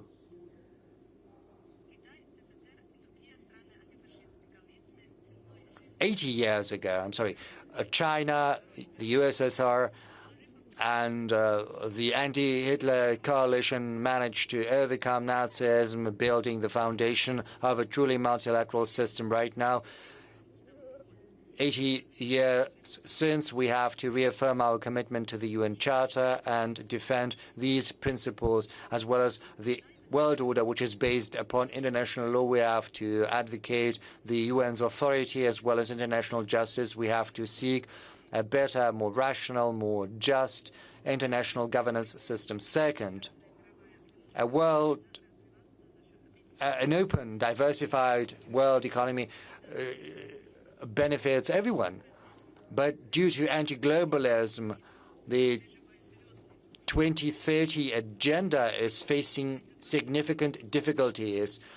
Amid this environment, we have to remember the principles of mutual benefit as well as mutual development. We have to support the international trade system as well as the international economic order. We have to support trade facilitation as well as investment so as to make sure that economic globalization benefits all countries. China is trying to address the imbalances as well as inequalities in the world economy. We are helping more than 160 countries. And with more than 150 countries, we've managed to foster high-level cooperation as part of the One Belt, One Road initiative. There is a number of emblematic projects. We've also set up a global development foundation, and we've made a huge contribution to global development. We will keep deepening our cooperation with developing nations, while providing greater attention to our partnerships and partners from the global south with a view to modernization on a mutual basis.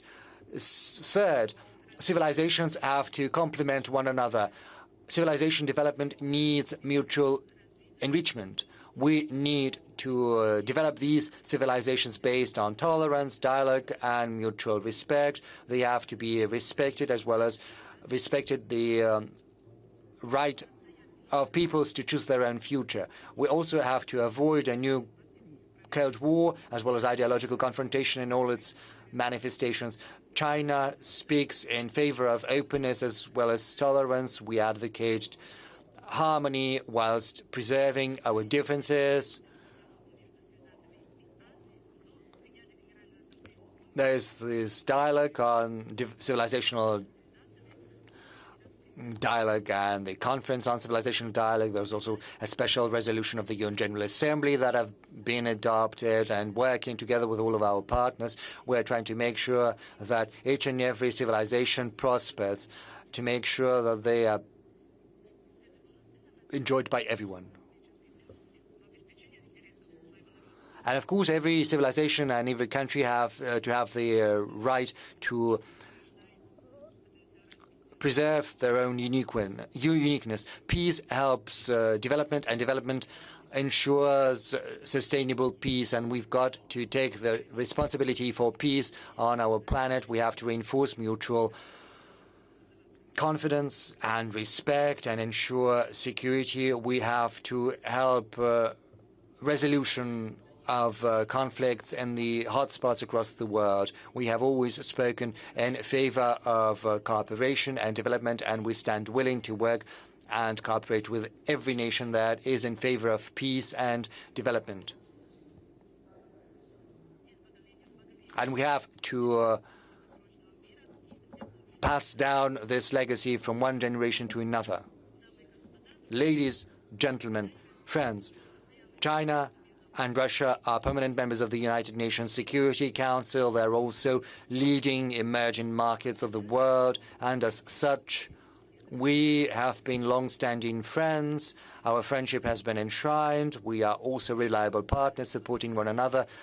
Last month, at the invitation of President Putin, President Xi Jinping paid a state visit to Russia, attending the celebrations of the 80th anniversary of the victory in the Great Patriotic War. The heads of two states agreed to keep reinforcing strategic cooperation and interaction, speaking in favor of preserving the legacy of the Second World War, as well as the principle of international justice.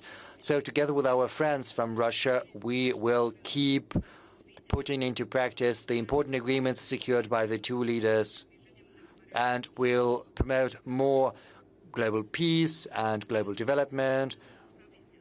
We'll also improve global governance.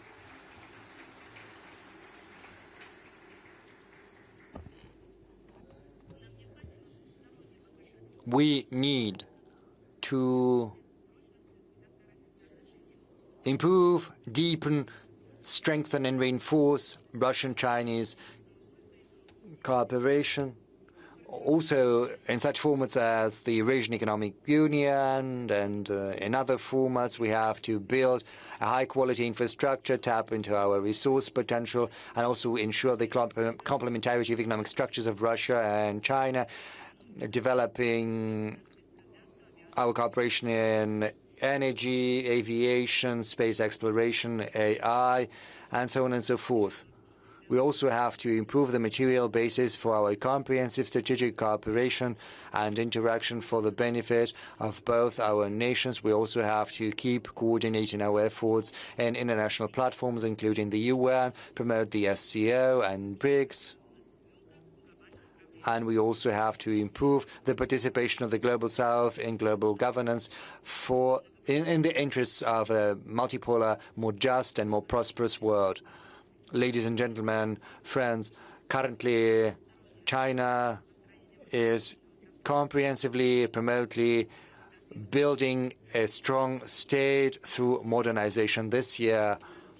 In spite of adverse external economic environment, China still keeps positive economic dynamics. Our GDP grew by 5.4% within the first several months of this year. We are one of the leading economies. We're also developing our international trade despite difficult economic environment, and it demonstrates to the whole world the resilience as well as the viability of our economy. We will also pursue more active macroeconomic policy aimed at supporting employment and the business community, as well as stabilizing the market.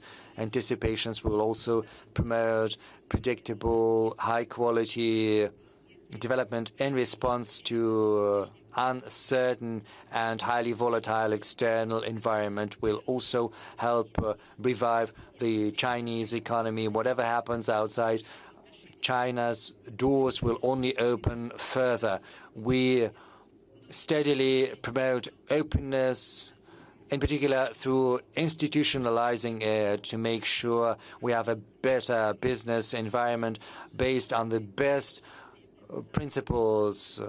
We will be happy to have everyone in China, and we stand ready to share with you the opportunities for the modernization and development of China. Yes, the road to multipolarity is going to be arduous, but it holds the promise of a bright future. I call everyone to be guided by universal human values, opening together the prospects of a multipolar world together. Thank you.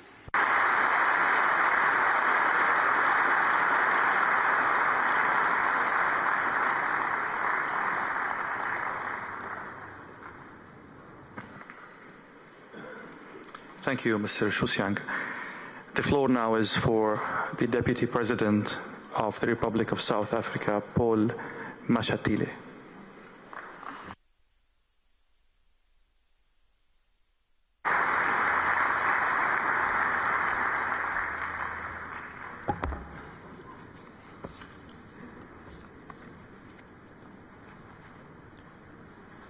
Your Excellency, President Vladimir Putin, President of the Russian Federation, esteemed heads of states who are present,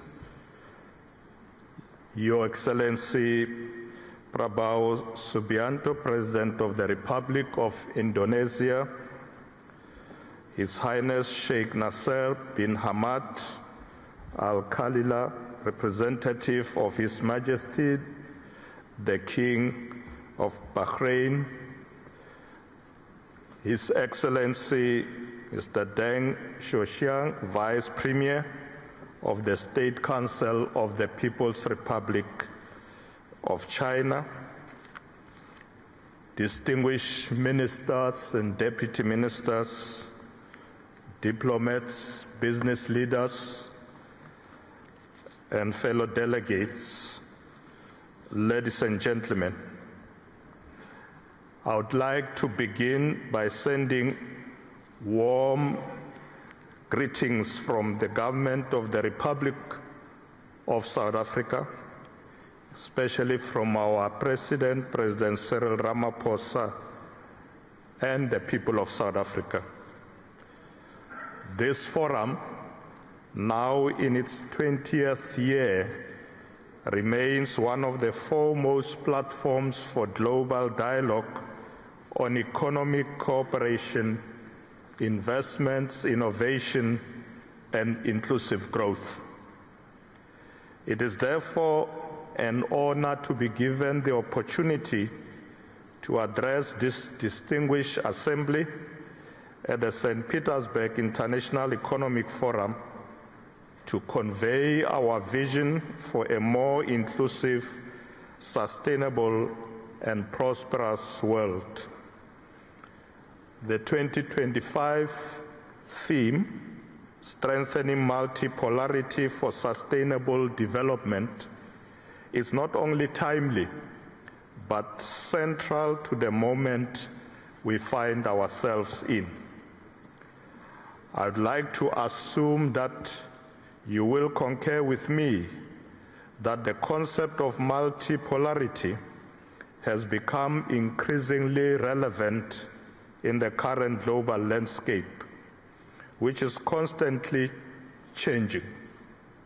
It calls for cooperation, dialogue, and respect for diversity amongst nations to achieve shared goals.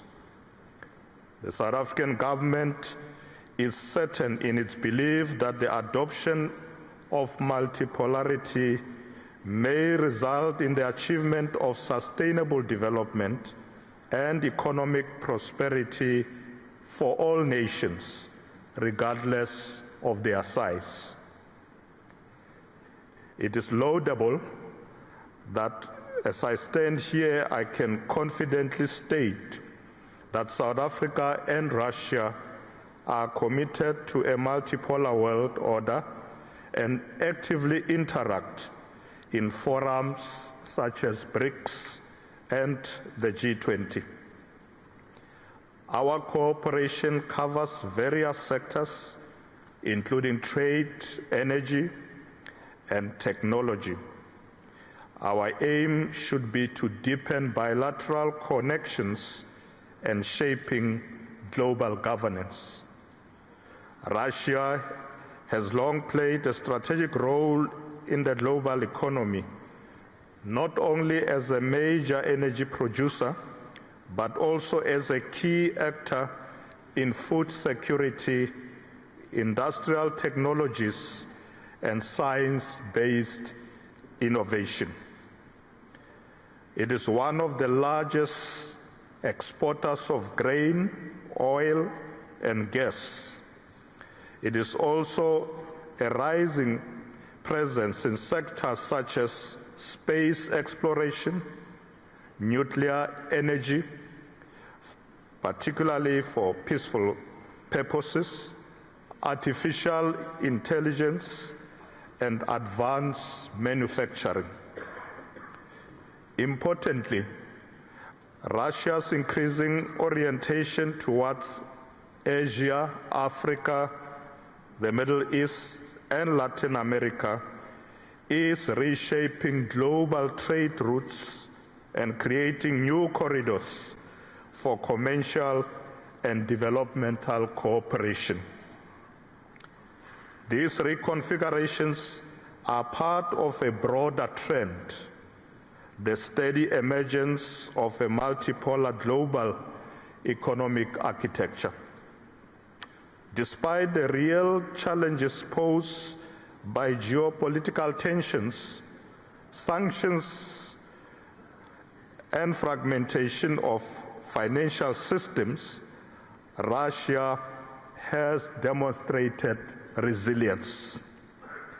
It continues to foster deep integration with the Eurasian Economic Union, expand its partnership under the BRICS framework, and strengthen bilateral and multilateral engagement with emerging economies.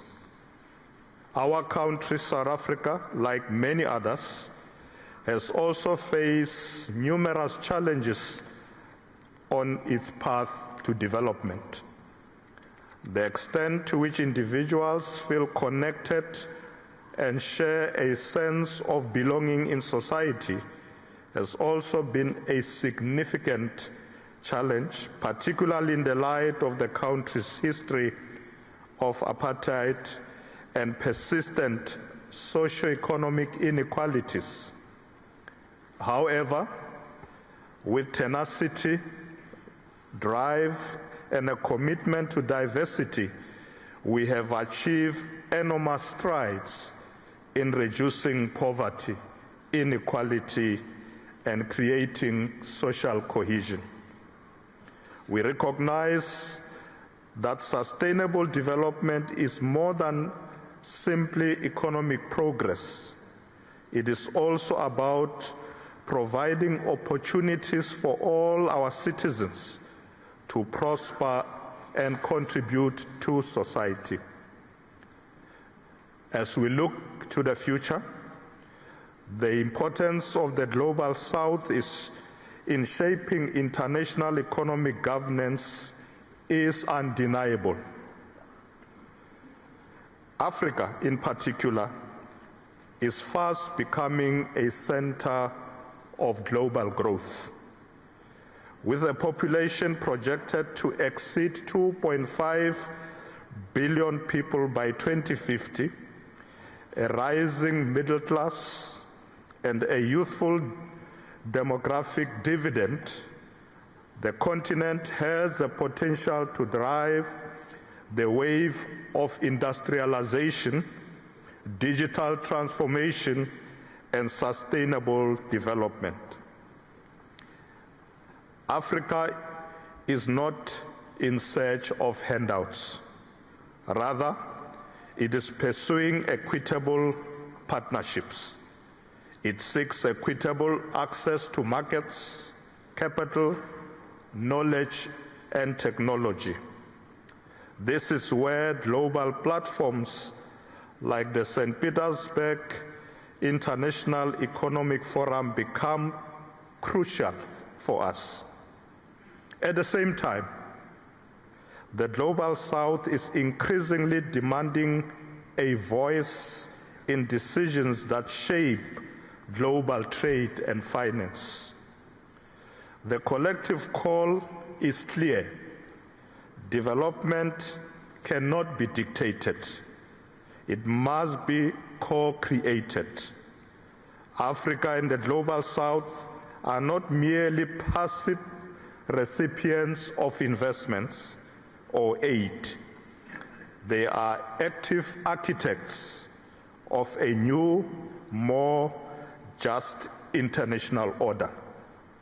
Ladies and gentlemen, the St. Petersburg International Economic Forum has evolved over the years from a primarily Russian and Eurasian platform into a global meeting point of policymakers, economists, CEOs, innovators, and thought leaders. The St. Petersburg International Economic Forum provides a space for emerging economies to shape global economic discourse, influence trade rules, and negotiate developmental priorities. In this regard, South Africa supports the increasing inclusion of voices from the Global South at the St. Petersburg International Economic Forum. We support the growing participation of delegates from Africa, Latin America, and Asia. It is essential that this platform not only reflects actively, but actively amplifies the aspiration and strategic interests of developing economies. The St. Petersburg International Economic Forum's value lies in its unique capacity to bridge geopolitical divides and promote dialogue beyond the dominant narratives. It enables countries with diverse histories, economies, and political systems to find common ground in promoting trade, innovation, and sustainable development. In an era of growing polarization, the St. Petersburg International Economic Forum is a vital pillar for pragmatic cooperation. South Africa is prepared to contribute to the promotion of cooperation and collaboration amongst nations in order to benefit all. We believe that a more equitable, prosperous, and tranquil world can be achieved through collaboration. This year, South Africa has the privilege of presiding over the G20. We have prioritized issues like debt sustainability, global financial reform, access to technology, and inclusive economic recovery. We are championing the representation of Africa in global decision-making structures, including the full integration of the African Union into the G20 framework.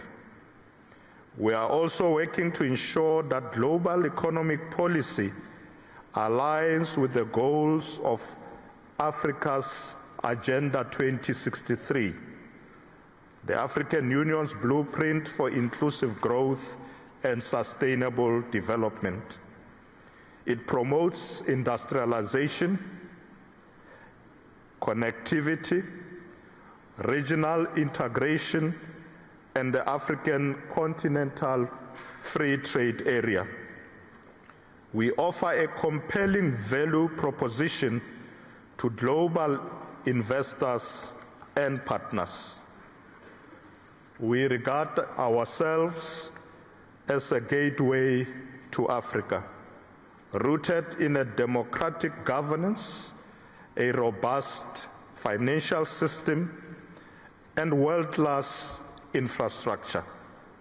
Our institutions are strong, Our people are resilient and our vision is clear. We aim to be a center of innovation, inclusive industrialization, and green growth. Moreover, South Africa brings to the table decades of multilateral experience, a commitment to peace building and development cooperation, and a bridge building role between advanced and emerging economies. We do not merely seek partnerships, we offer solutions grounded in African realities and global aspirations.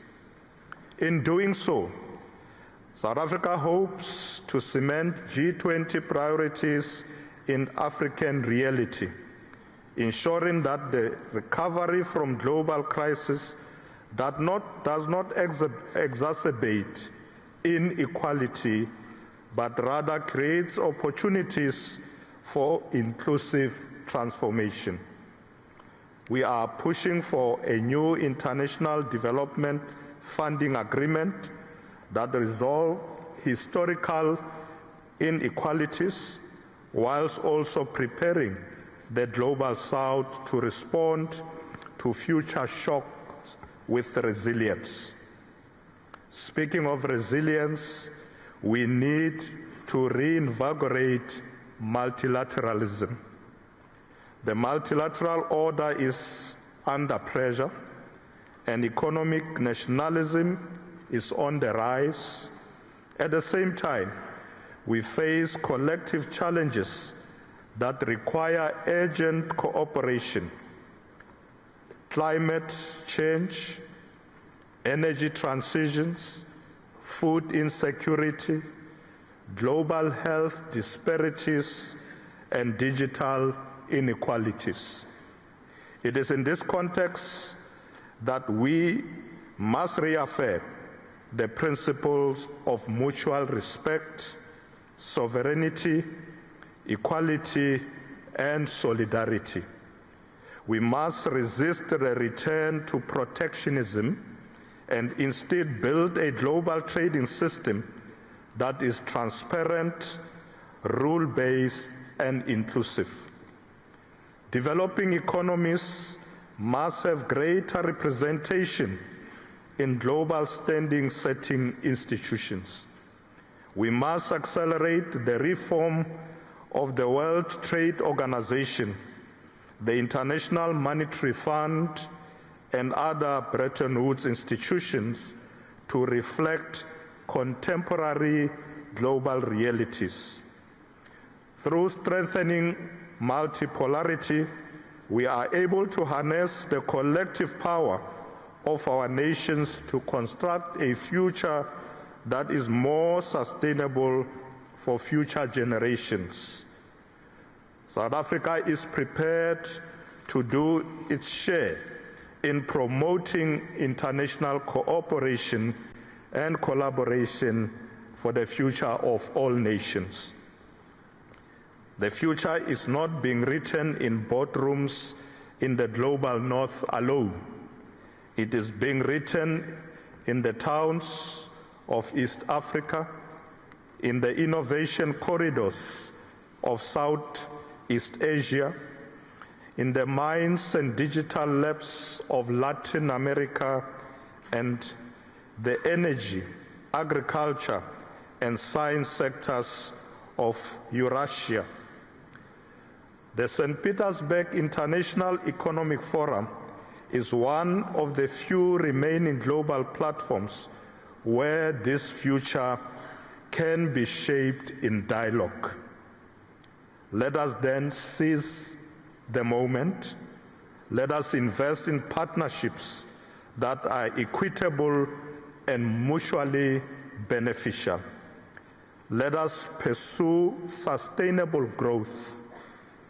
South Africa stands ready to work with all partners gathered here to forge a new era of cooperation, shared prosperity, and enduring peace.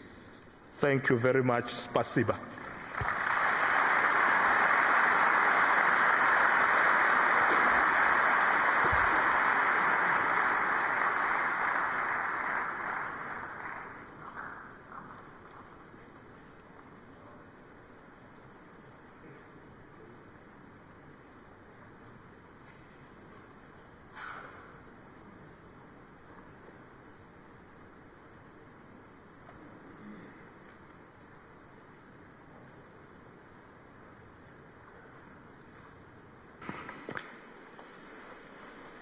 Thank you so much for the heavily loaded speeches that will only make my mission more difficult.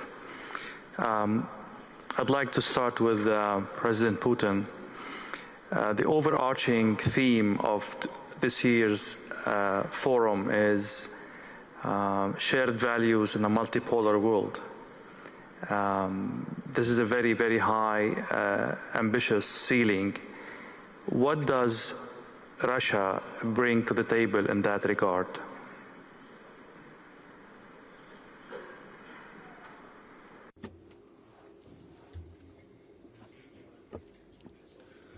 In fact, I tried to bring this across in my intervention. I think whatever Russia is doing is aimed to bring together the efforts of all our partners or our friends, all those who were willing to work with Russia to address those global civilizational tasks. And first of all, we seek to achieve a balanced global development so that this development is aligned with the interests of as many countries as possible. We seek to build a multipolar world order where the participants of international relations agree among themselves, design instruments and tools that would help find solutions even in the most difficult of conditions. Such solutions that would benefit everybody and not just individual groupings or associations, be it military or economic blocs. I think that today's meeting, today's event, that, as is known as arranged by Russia, it aims to achieve this.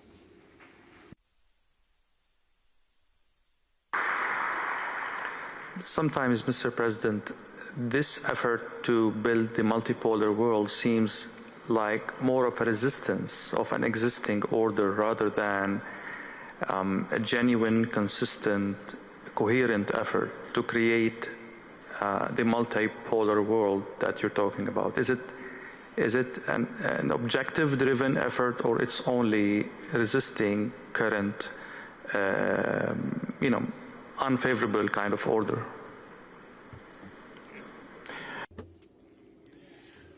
I think, and on many occasions and different locations I mentioned this, the changes are happening irrespective of whether we help those changes or not. Those are objective trends of global development. You know, in my speech, and on many other occasions, including here at the St. Petersburg Economic Forum last year, I mentioned that the changes in the world are happening, and those are fundamental changes. They are due to the fact that new economic leaders emerge. Just look at what's happened over the past years. Look at how the share of the so-called G7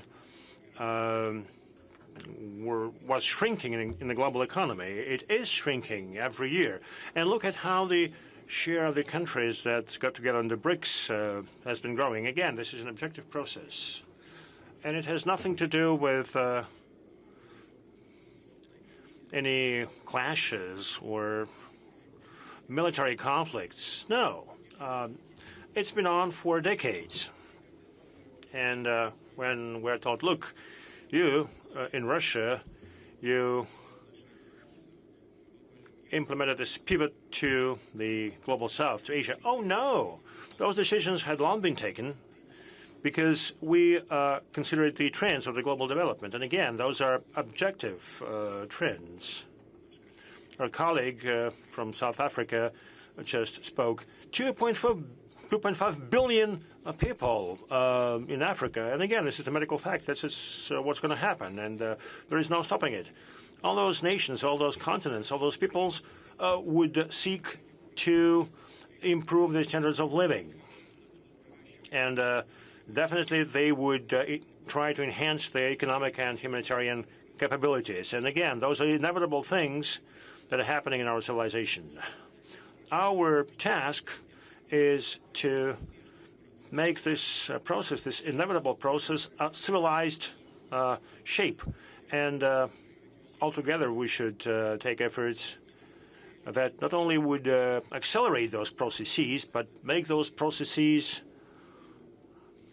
balanced, so that the decisions are made on a timely basis, and the decisions are most effective and would benefit all the participants of the process, including the countries that, one way or another, are somehow losing their positions in the global economy. Look, we want to agree with them. We are ready to agree with them if they want to. However, if they want to maintain their monopoly at all costs, if they want to keep the instruments of colonial influence in the world, well, they will have to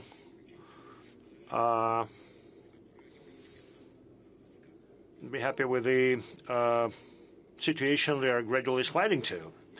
Now, whatever we are doing at the national level, for instance, given our domestic and foreign policy, and together with our friends and partners, this is what we're doing.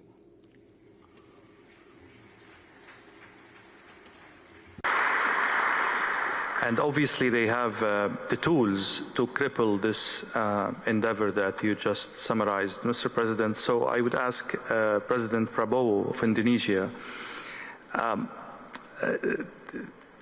Indonesia has always walked a fine line, has always, as you mentioned in your speech, been a non-aligned state. But as the world becomes more and more complicated, can Asian countries, ASEAN countries, stay non-aligned, or this is more and more not an option, or a very, very narrow option as we go forward? Thank you. I think, in my opinion, it's not easy, but it's a line that we are determined to maintain. As I said, we respect all the great powers, we respect our neighbors, and we really believe that the only way for prosperity is collaboration, cooperation, and peaceful coexistence. And this is what we try to achieve. So we want to maintain good relations, and we try to convince all parties that the only way forward in this planet is getting smaller. We cannot afford rivalry that is going nowhere. That can only, especially if it goes into confrontation. So no, I'm convinced that we have to maintain this path of non-alignment. Mr. Vice Premier of China, China and Russia are building with others this new order in the world. But if you look last year, things started to ease up between Moscow and Washington. There is more dialogue between President Donald Trump and President Putin. Is this a source of concern for you in China? And how do you see the developing relationships between the leading powers in the world?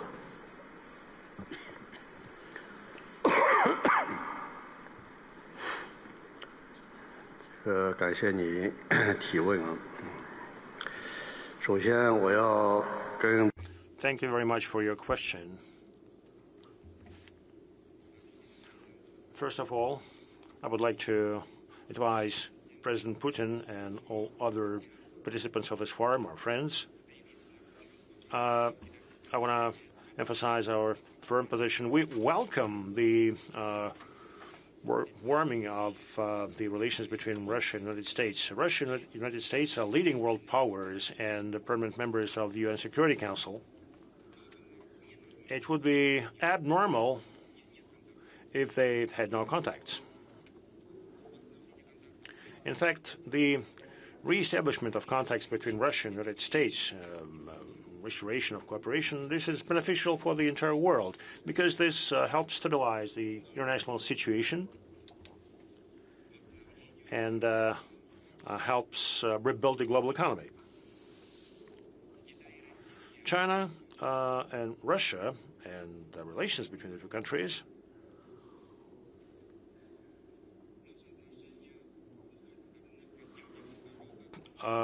in fact, have very deep roots. We are neighbors. We're largest neighbors, and friendly cooperation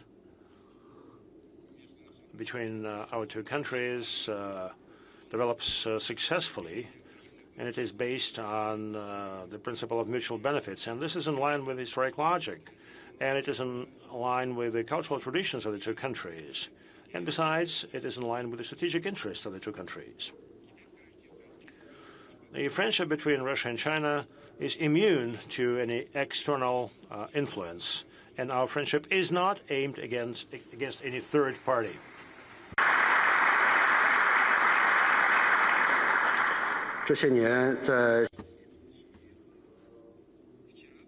Yesterday, President Xi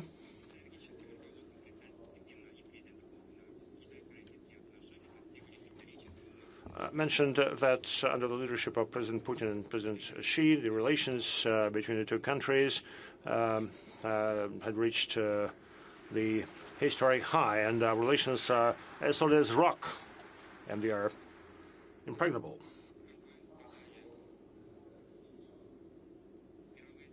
As you said, global powers have a lot of influence on the global world order. And they play a most important role in upholding the world order. On many international fora, President Xi urged the global powers to behave. The way I understand it, that global powers must live up to their international commitments. They should preserve the UN-centered global order, and they should follow the principle of sovereign equality of states irrespective of the size of those states. And they also should uphold the international justice and equality. They should discard hypocrisy, and they should help maintain openness in this world. China is a responsible global power that serves as a stabilizing factor despite the global shocks. We are ready to cooperate with many countries and assist in achieving prosperity globally. That would be my response.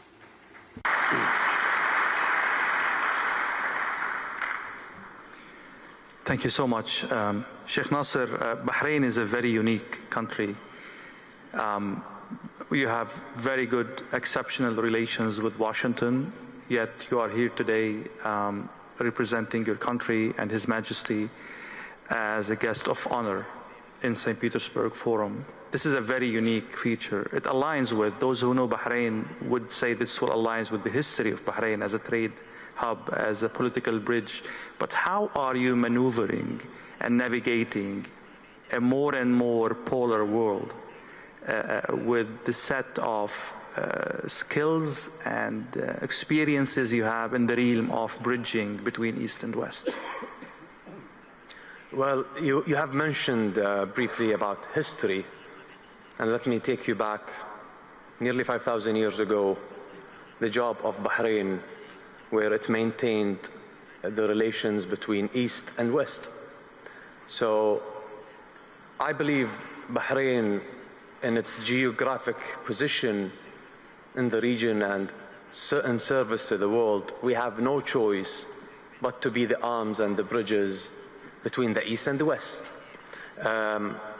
We have no choice, rather, to follow our wise leadership, not just in Bahrain, but in the GCC in total, where we all share a new state of mind. It is what's so-called the single-issue alliance.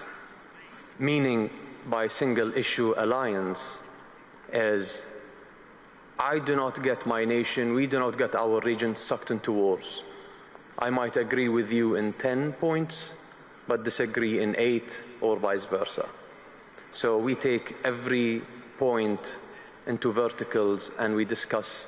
And most important is how do we build on this relation? How do we maintain our relations? How do we seek to a better future? I'd always say our past is not better than our present, but I'm sure our future should be better than our present. So this is what we are doing. We have seen great leadership here with His Excellency, the President Vladimir Putin, where he showed a stable, long-lasting, enduring vision. Where does he want to take his country and move forward? We do the same. We always say that. We plan for the next generations.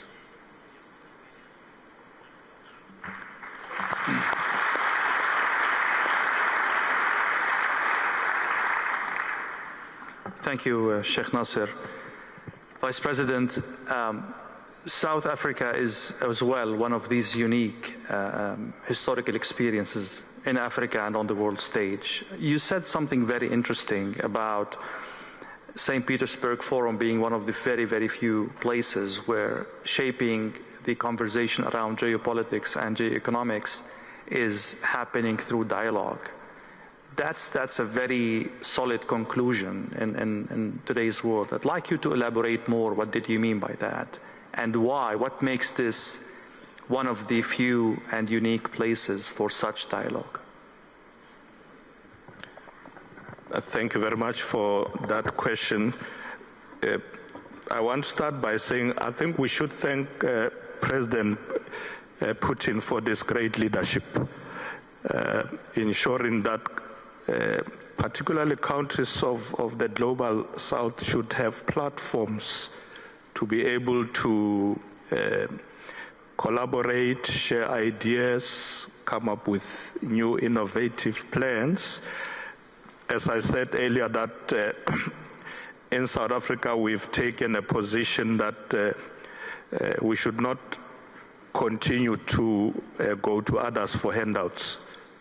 We should not be queuing for aid, but we should focus on development. And that countries of the global south can do it. We can see it.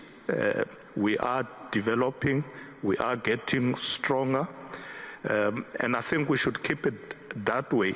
So that's why I was saying that the St. Petersburg International Economic Forum is a great platform. And thank you to President Putin for this leadership. We are with you.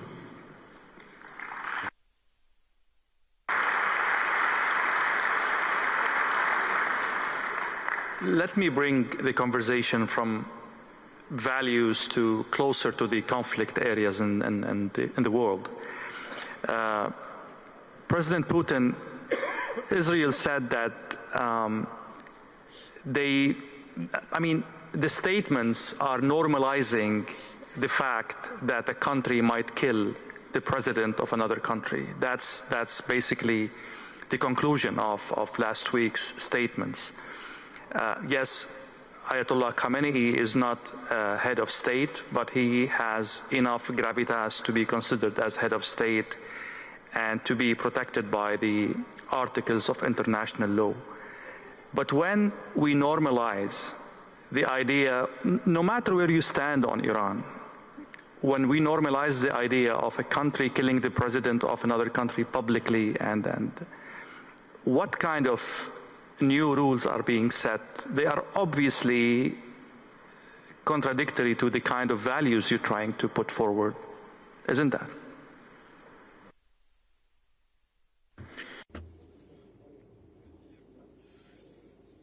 Well, you know, I was listening to my colleagues speak.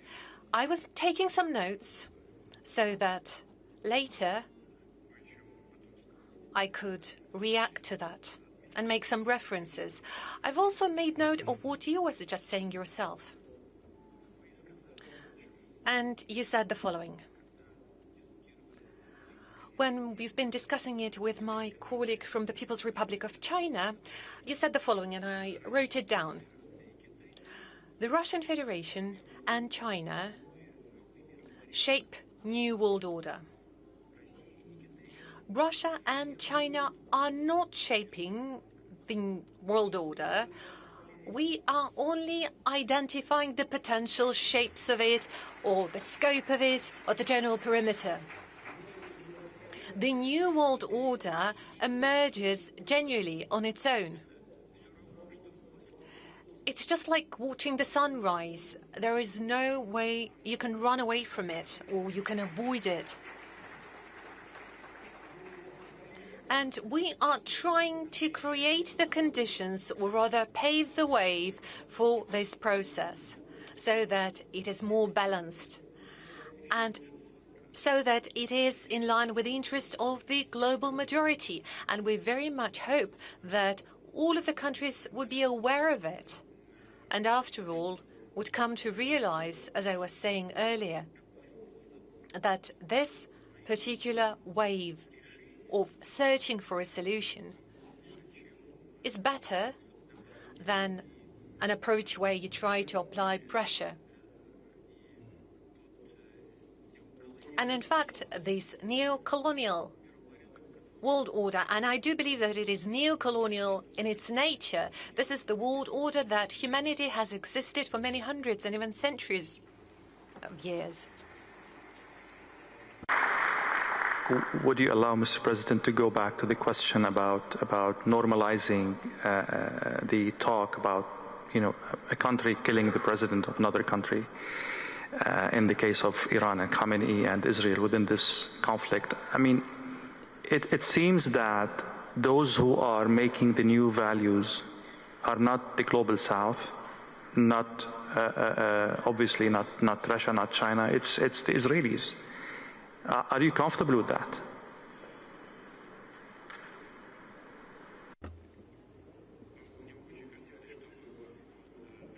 Well, I really would like the statements that you just cited to stay rhetoric, but can you please be more specific? What exactly do you mean in terms of Israel? I mean, the new values now is that one country is setting the rules for another country that who has or doesn't have enrichment, for example. One country is threatening to kill the president or the head of that country. Are these values defendable in any way?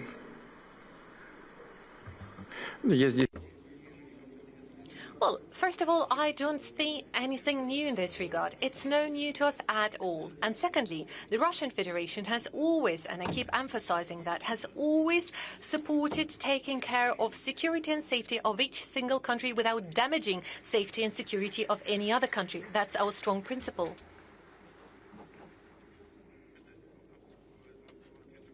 So my response is that, in general, it may sound as a generic answer, but I promise this is a very practical approach executed by Russia.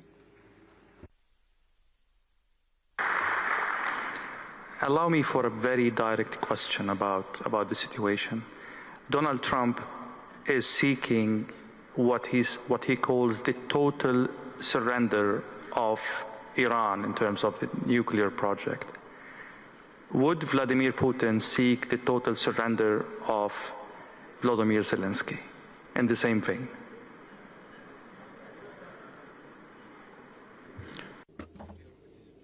First of all, it's not the same thing. It is a very different situation.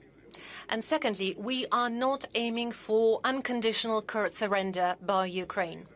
We insist that Ukraine recognizes realities that we have on the ground.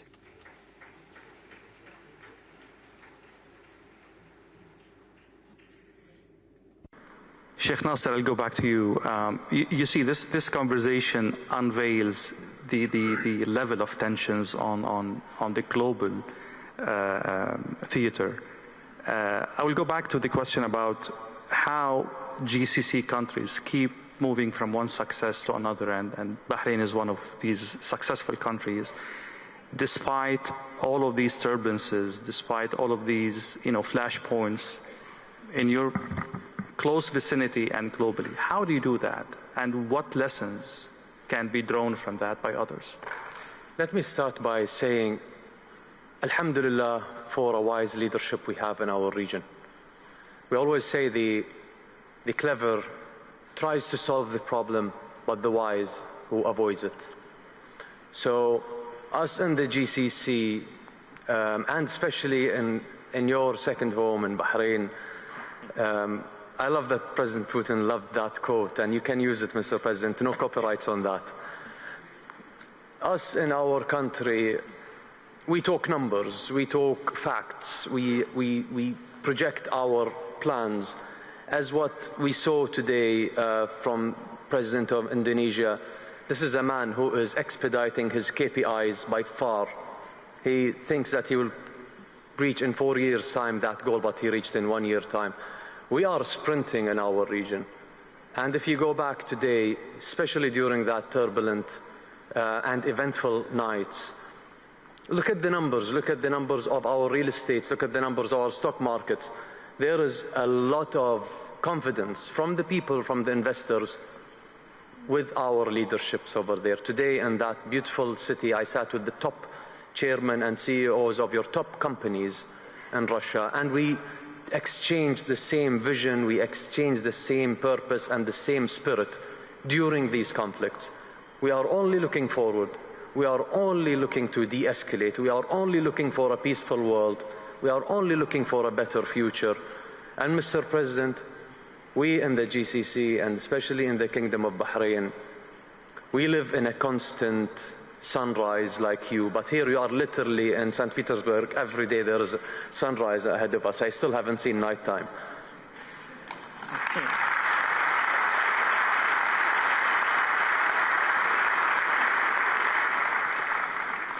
Mr. Vice President, as I mentioned earlier, the South Korea has a very unique position in history in terms of how it evolved, in terms of how it fixed its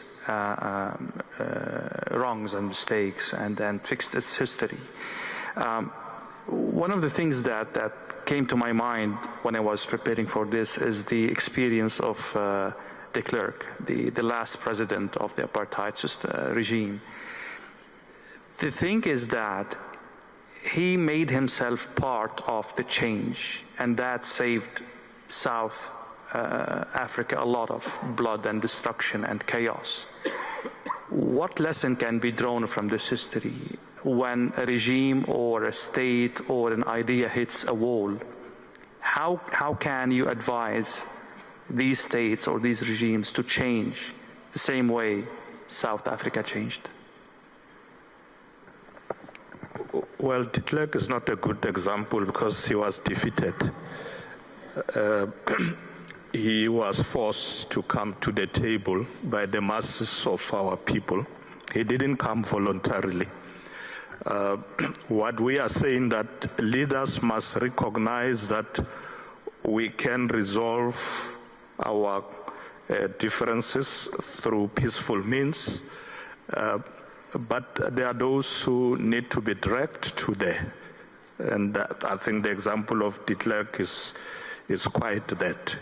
He was dragged to the negotiating table by the masses of our people. And we were quite happy once he came. He had no option. He had to participate. He did try to portray himself like he's Nelson Mandela. He's not. He was dragged there by Nelson Mandela to say, we are going to negotiate peace. And we want to continue to share this example with other countries.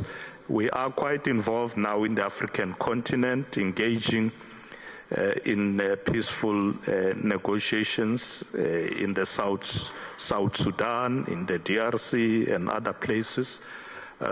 So, yes, there is indeed value in negotiating, in discussions, but there are situations where the masses have to stand up and they have to fight for their rights. And that's what we did in South Africa.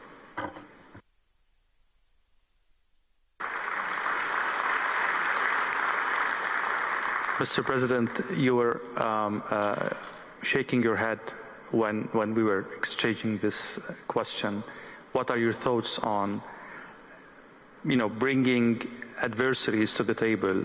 Does it require, is defeat a prerequisite for dialogue, or we can, bypass this phase and go to dialogue? And there are so many crises in the world that cannot afford a victorious Well, I have to say here that Nelson Mandela is one of my greatest icons, my greatest hero. I think it's an inspiration. He was put in prison for many years. He was sentenced to death, threatened to be sentenced to death, accused of many things. And his famous statement was that he was willing to give his life for the principle of freedom. But the greatness of Nelson Mandela, when he got out of prison, he worked for reconciliation with his former enemies. So this is the greatness of Nelson Mandela, and this I try also to carry out in my domestic politics. I reconciled with many of my former opponents. For instance, we had a very long rebellion, separatist rebellion in Aceh, very long. I think more than nearly 30 years. But can you imagine that the former commander of the Aceh Liberation Army, fighting against us for 25 years more, now he joined my party. He's in my political party. And he's now governor of Aceh, and I'm president of Indonesia. This shows that former enemies can come together. And I think this is the lesson of Nelson Mandela. I want to say I was a former soldier. And as a former soldier, I really know the value of peace and reconciliation. As a former soldier, I always try, now, even before, I always try to negotiate. Better to talk than to kill each other. This is my position. Always talk, always negotiate.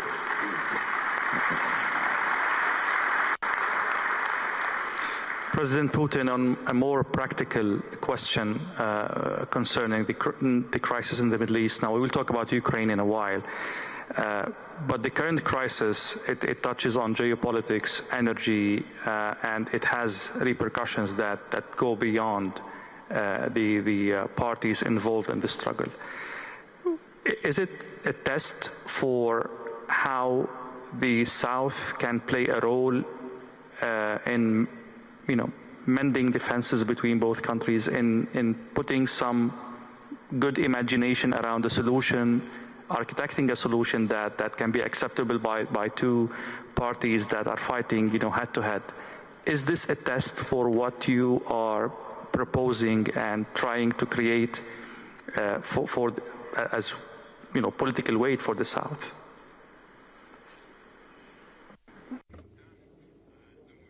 Yes, I do believe it is quite probable. And the reality is that many countries of the region in a way, do have sometimes stable or sometimes complicated relations, but anyway, relations with both of the parties, with both Iran and Israel. And the availability of those ties and relations give us reason to hope that global South as a whole and countries of the region in particular may exercise them impact on this process in a way that the acute phase of the conflict comes to an end.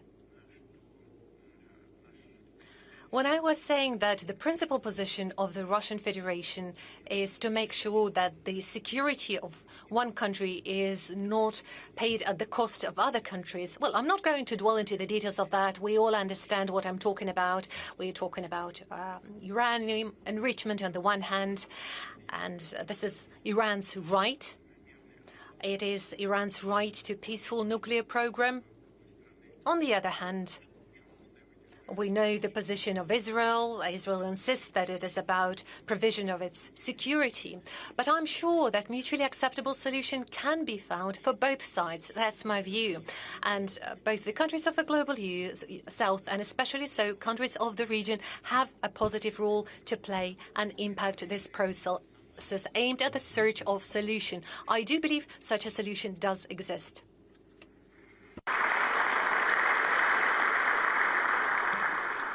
Actually, today, the Russian ambassador at the UN said that the only way forward is a political solution for the nuclear file between Iran and the Israelis. Is there any, preliminary points about this solution, or we're still too far from that?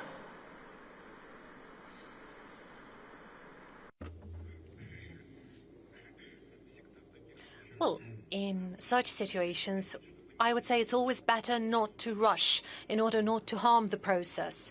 But in my view, there are potential points of consensus. They are available. We are expressing our position to both sides of the conflict. As you know, we are in touch with Israel. We're in touch with our Iranian friends. We do have some proposals, including our potential participation. But I'd like to pay your attention that by no means are we trying to act as a mediator. No, we are simply expressing ideas. We're making suggestions. And should those ideas seem attractive to both sides, we would only be happy. But I'd like to reiterate that we're in touch with Israel. As you know, just a while ago, I had a conversation with Prime Minister Netanyahu. I also had a conversation with President of Iran. I also talked to the President of the United States, who is undoubtedly directly involved in the process. We shared our vision. We discussed the potential progress in resolution of this conflict. Well, we'll see. We'll see. So far, our proposals are also being discussed. We are in touch with our Iranian friends on a virtually daily basis, so we'll see. But I would really like, among others, our ideas to be implemented.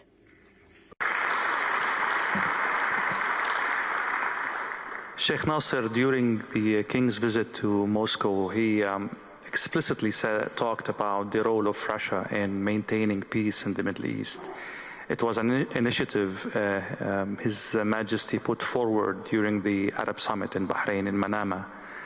And he was very particular about the role of Russia in achieving that peace as a pivotal role. What role do you think Russia can play now in the current crisis? Yes, you were right. During our previous visit, and after the Arab Summit that was conducted in the Kingdom of Bahrain, we have called out for World Peace Forum to end and to reach to a solution with every conflict. His Majesty is a leader of peace. He drives his country towards peace and ending conflicts, and so as President Putin. As you have heard from the President just now, that he continues talking, no mediation. I believe that mediation will always confuse the situation, but any suggestion, any words of wisdom these days are mostly needed. Avoiding de-escalation, I think, is the key words of today. Thank you, Sheikh Nasser. I'll go back to President Putin about Ukraine. How is the war in Ukraine reflective of the values that St. Petersburg Forum is trying to put forward, to defend, to underscore?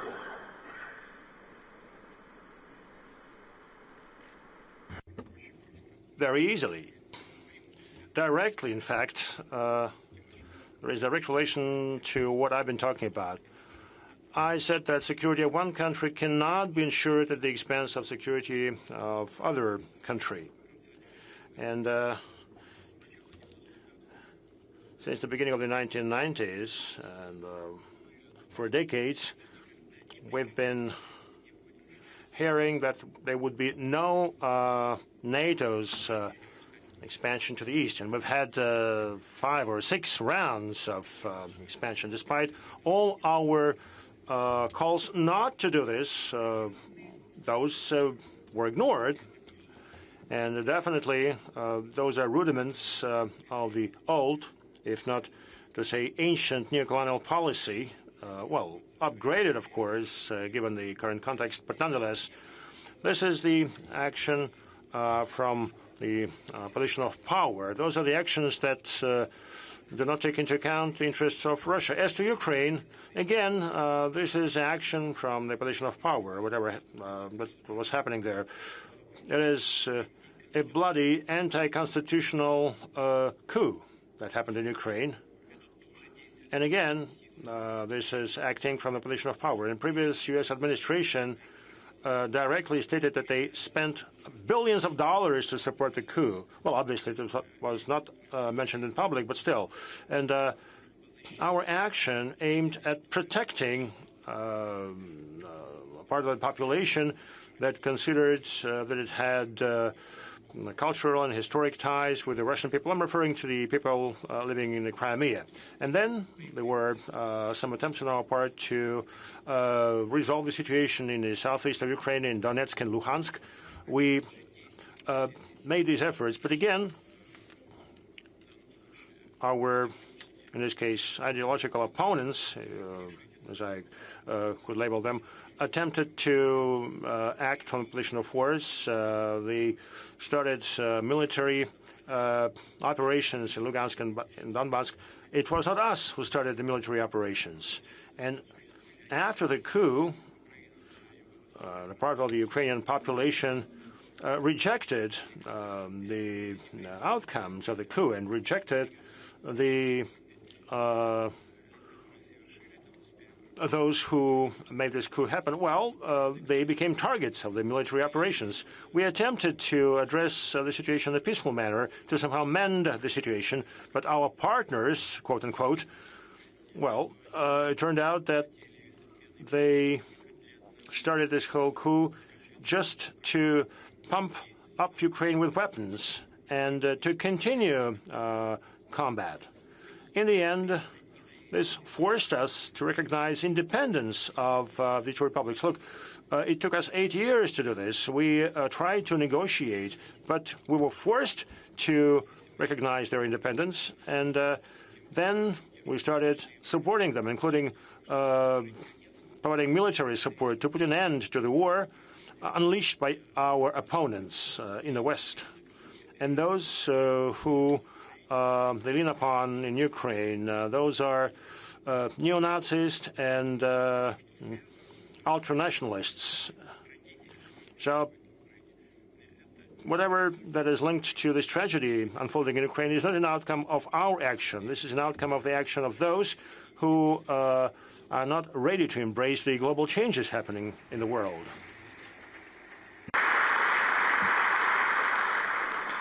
Mr. President, I'm in no position to challenge the narrative you put forward. Let's say this is the baseline of what the reality is. Let's assume this is a reality. Your army is advancing beyond the 4 areas that are considered Russian by Moscow. So what's your end game? How deep is your army going to go, and for what effect? You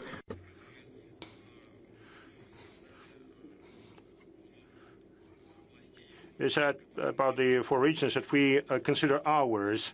Well, on many occasions I did mention that Russian and Ukrainian peoples are the same people, and in this sense, the entire Ukraine is ours.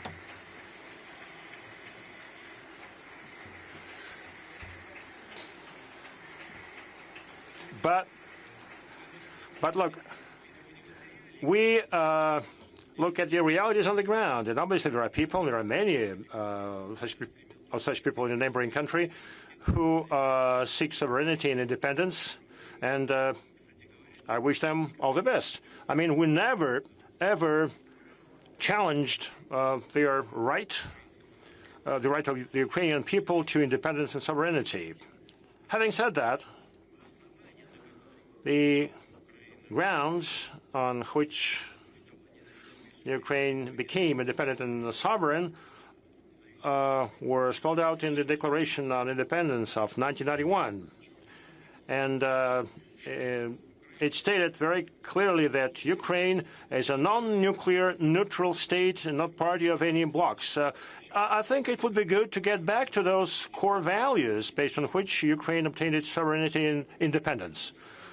Second, from the very beginning, when the conflict became really hot, we suggested to the Ukrainian leadership to cease all the conflicts. We suggested that we withdraw our troops from the territories, and they withdraw their troops from the territories where people are not ready to embrace the new regime and they want to live independently or become part of the Russian Federation. They said no. And again, those are not political decisions. And now the logic of combat comes into play. The military look at where they can better advance, where they can channel their troops to achieve the best outcomes with lowest possible casualties. And this is how troops advance. You know, we have an old saying, or story, or rule rather, whenever the boot of Russian soldier stands, it becomes ours.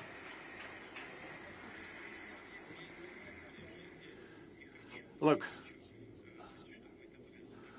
I would hate the statement to be over-militaristic or be viewed as over-militaristic, but at every single stage of the unfolding process, and I stress this just for you to understand, and this is truth.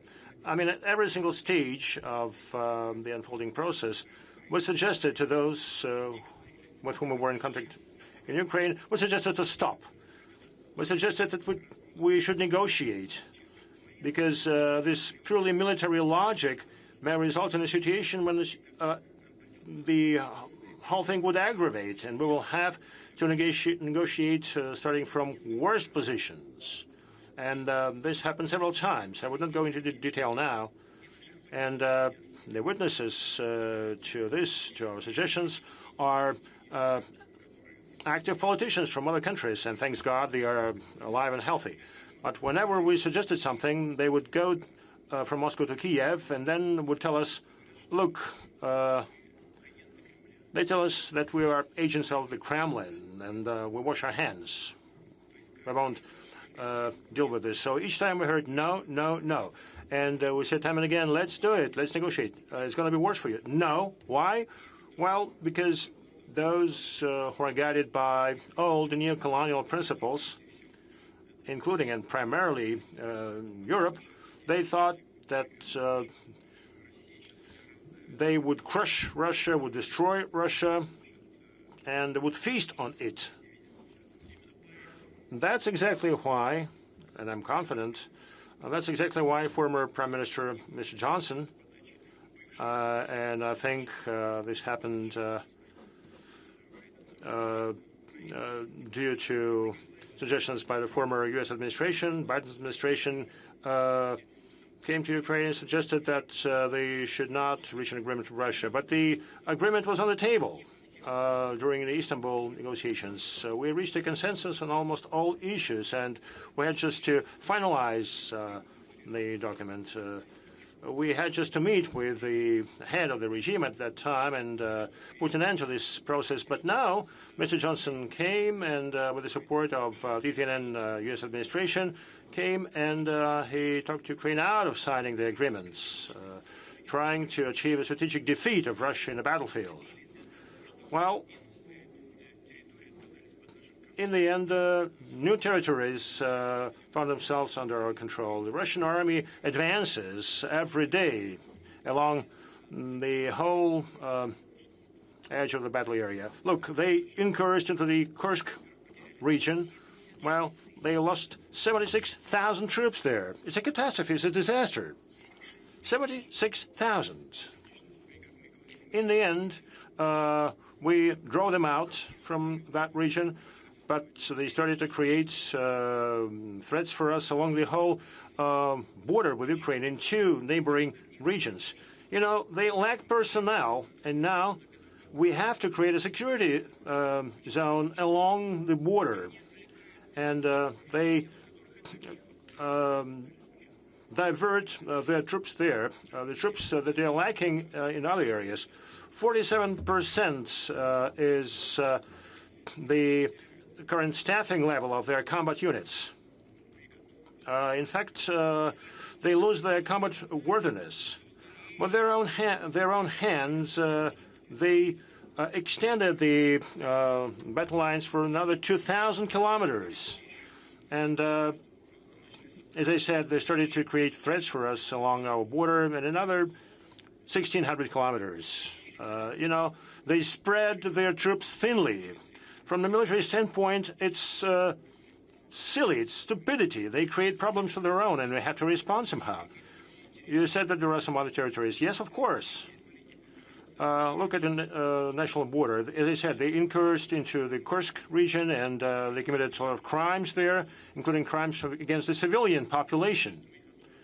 And we kicked them out with significant losses, and now we have to create security areas along the borders because they keep attacking from there. They use artillery, they use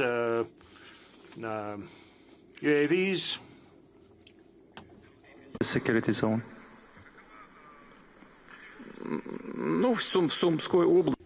In the Sumy region, it's about 10 to 12 kilometers. In some places, it's 8 to 10 kilometers. And then there's the city of Sumy, the regional center.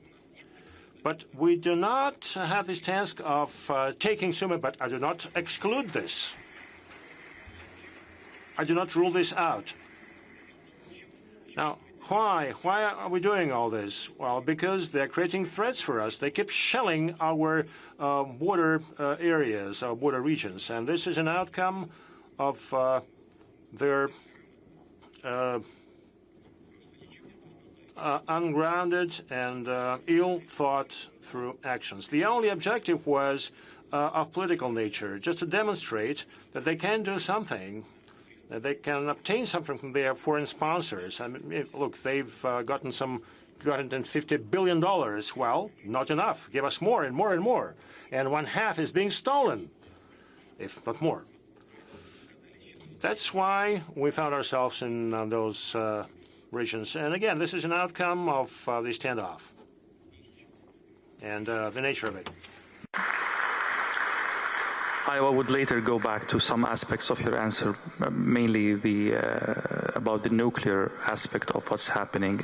But I'd like to go back to the other participants.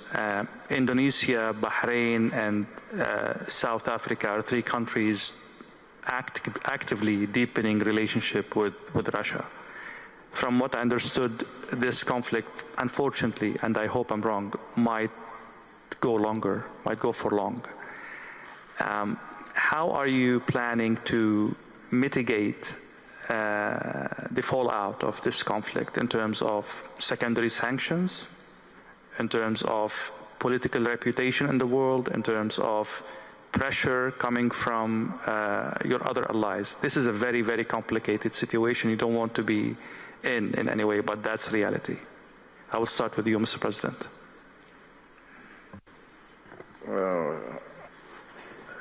I really don't understand actually your question. What secondary sanctions? I'll make it simple. Yeah. For Indonesia, we are very clear that we have always been on the line. In the Ukrainian situation, I think 2 years ago, we proposed immediate ceasefire in place. And I think at that time, the reaction from the Russian side was quite open, was quite positive, in fact. But the reaction from the Western governments, I have to be fair, not all Western governments, but many Western media virulently attacked my proposal. They said that I was proposing the peace of the cemetery. That was what many of these Western journalists accused me of. So we would always propose a peaceful solution. And at that time I reminded everybody that even in Korea now, North Korea and South Korea, there's a demilitarized zone supervised by the United Nations. The war in Korea is officially not yet over, but there's a peaceful condition. So that was what we proposed, like to save the people of Ukraine on all sides, people of the Russian-speaking areas, just to save them, a secession in place. That was we are far from the place, but we want to promote a peaceful solution. So I don't understand who's going to give sanctions to us. Sheikh Nasser, same question about the secondary sanctions on the friends of Russia. Let's agree that this is part of the reality of international dynamics, and people take care of that. I mean, pay attention to that. How are you navigating this in terms of sanctions, in terms of reputation as well? Well, you mentioned it, the friends of Russia, but also the Kingdom of Bahrain being the friend to the world, the link and the bridge between conflicts. We have always opened our arms as I would never say that we are neutral. Neutral means siding with one side on another. I say that we are peacekeepers, we are peace seekers, we are opening our arms. Bahrain is a platform for peace talks. So what we try to achieve all the time by the guidance of His Majesty is we will always welcome. And you remember, Mr. President, we have actually offered that Bahrain is always ready for whenever there will be peace talks in your conflict, then we are more than happy to host it. So if we can achieve that, then definitely we are benefiting something that we secure the world's interest. Because at the end of the day, with these conflicts and what's happening from left, right, and center, I don't see any benefit out of it. I don't see one side loser and one side is the winner. No one is going to get out of this victorious if we keep looking at event-driven prospect of that whole image.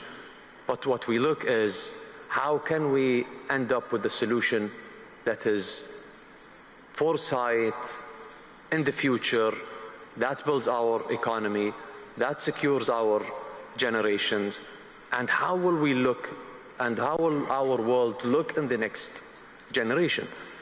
So these are difficult questions to answer today, because this is all in the future. But all what I know is today. If I go by every sunrise again, knowing what is happening today and what I see around me today in the world, people are readjusting, people are reshuffling, and people are expecting that hopefully with the leadership and with the wise leadership of Mr. Putin, that something beneficial is going to happen. So I am an optimistic person. I look at these opportunities for my nation and for the better to everyone. So if we seek together how can we bring these issues into solutions, then we are on the right path. If we are not thinking this way, then we are definitely not thinking of a solution. So at the end of the day, let's not get deep into these issues, but let's think forward and let's readjust our posture of today, and then this will shape our future together forward. So this is our navigating track, I think. Excellent. Mr. Vice President, the same question for you.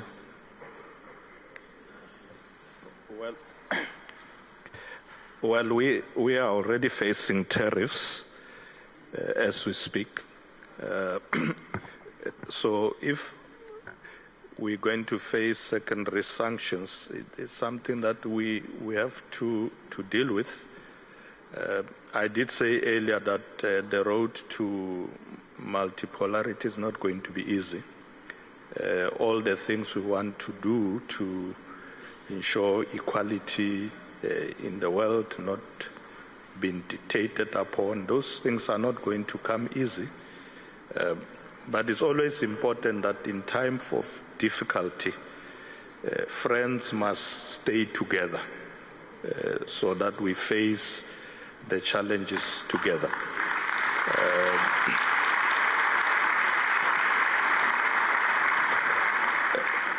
And I want to recall here the famous words of our former President Nelson Mandela in time of difficulties when others tried to say, why do you go to this country and this country? And he said, we are not going to be dictated upon who our friends should be. We choose our friends.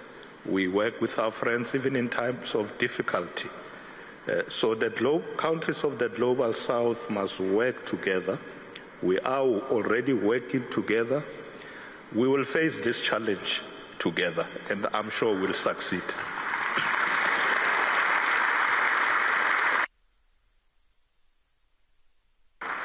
Mr. Putin, your satisfaction with the answers cannot be hidden in any way. Any comments?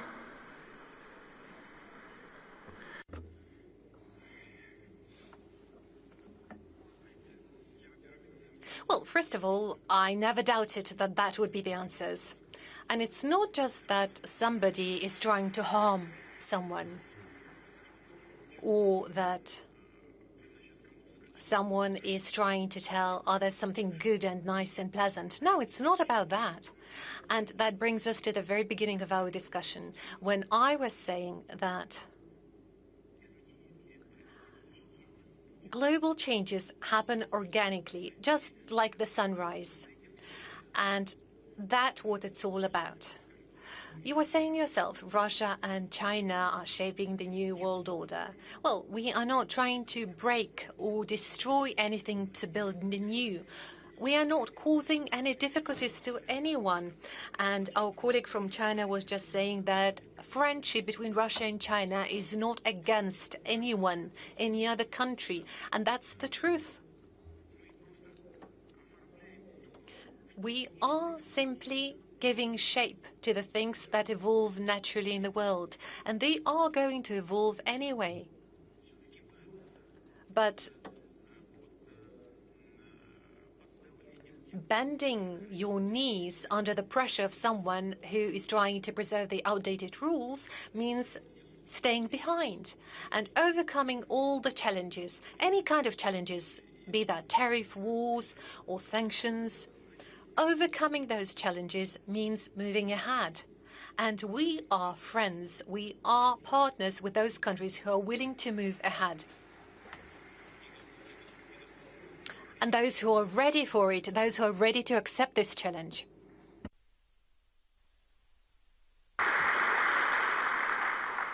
In a previous answer about Ukraine, you mentioned the nuclear aspect of Ukraine in a very subtle way.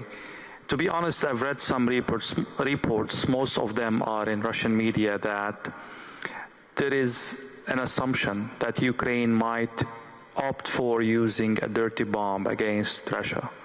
Do you take these reports seriously? Do you have intelligence that support this kind of probability?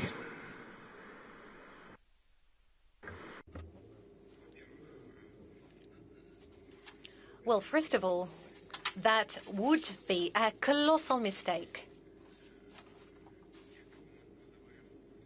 from the side of those who we call neo-Nazis operating on the territory of modern-day Ukraine. And potentially that could be their last mistake. Because the nuclear doctrine of the Russian Federation, both the common sense and the practice of our actions, always shows that we always respond and react to any threats that are posed to us in the spirit of reciprocity. We always react, always in the spirit of reciprocity. So our response would be extremely harsh and most probably catastrophic in nature, both to the neo-Nazi regime and, unfortunately, to Ukraine itself. I genuinely hope that it will never happen.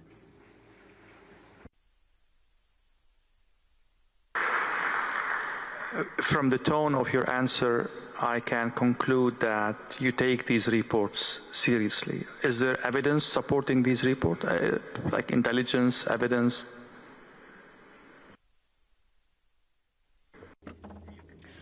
No.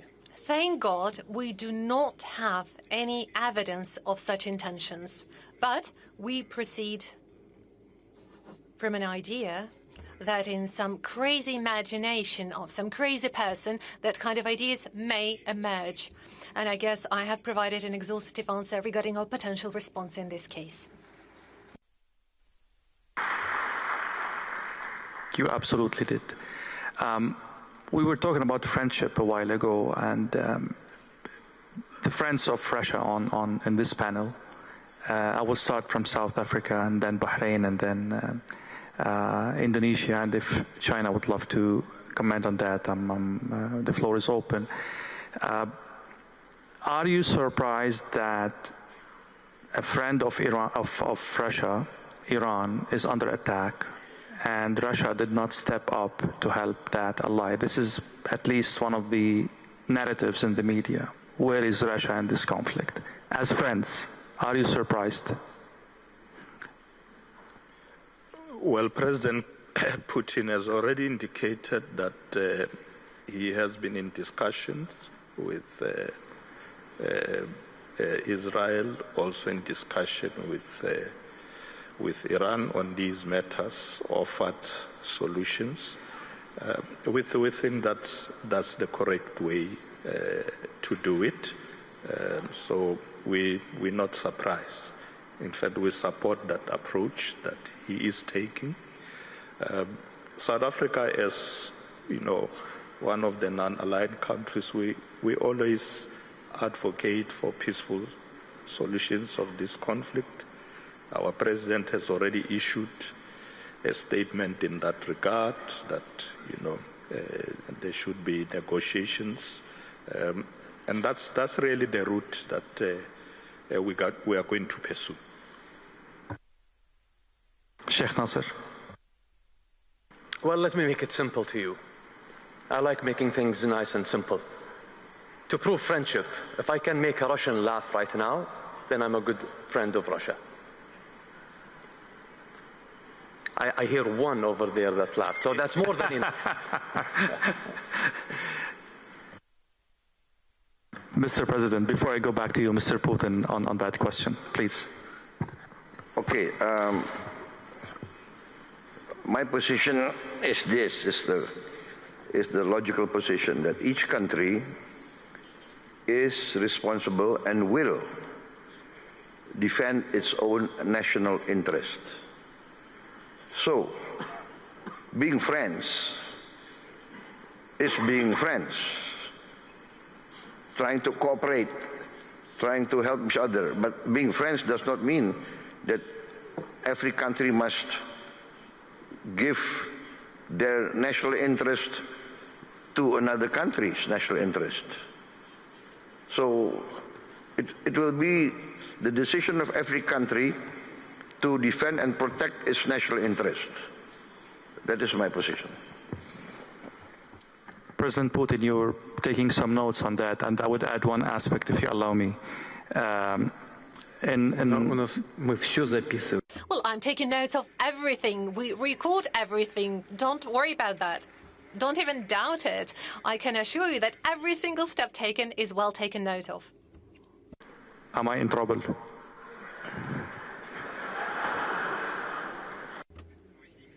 Well, I'm sure you'll be able to overcome those, and we will assist you in doing so. In Western media, there are reports saying the following, and I leave the opportunity for you to comment on that. Actually, the Iran war is a good thing for Russia. A, oil is up. B, the West has one more problem on its table to take care of. And 3, Ukraine is on the back burner. So all the news is on Iran rather than Ukraine. How do you comment on that? And what do you say for those who are saying that Russia is unreliable ally because it did not step up for Iran?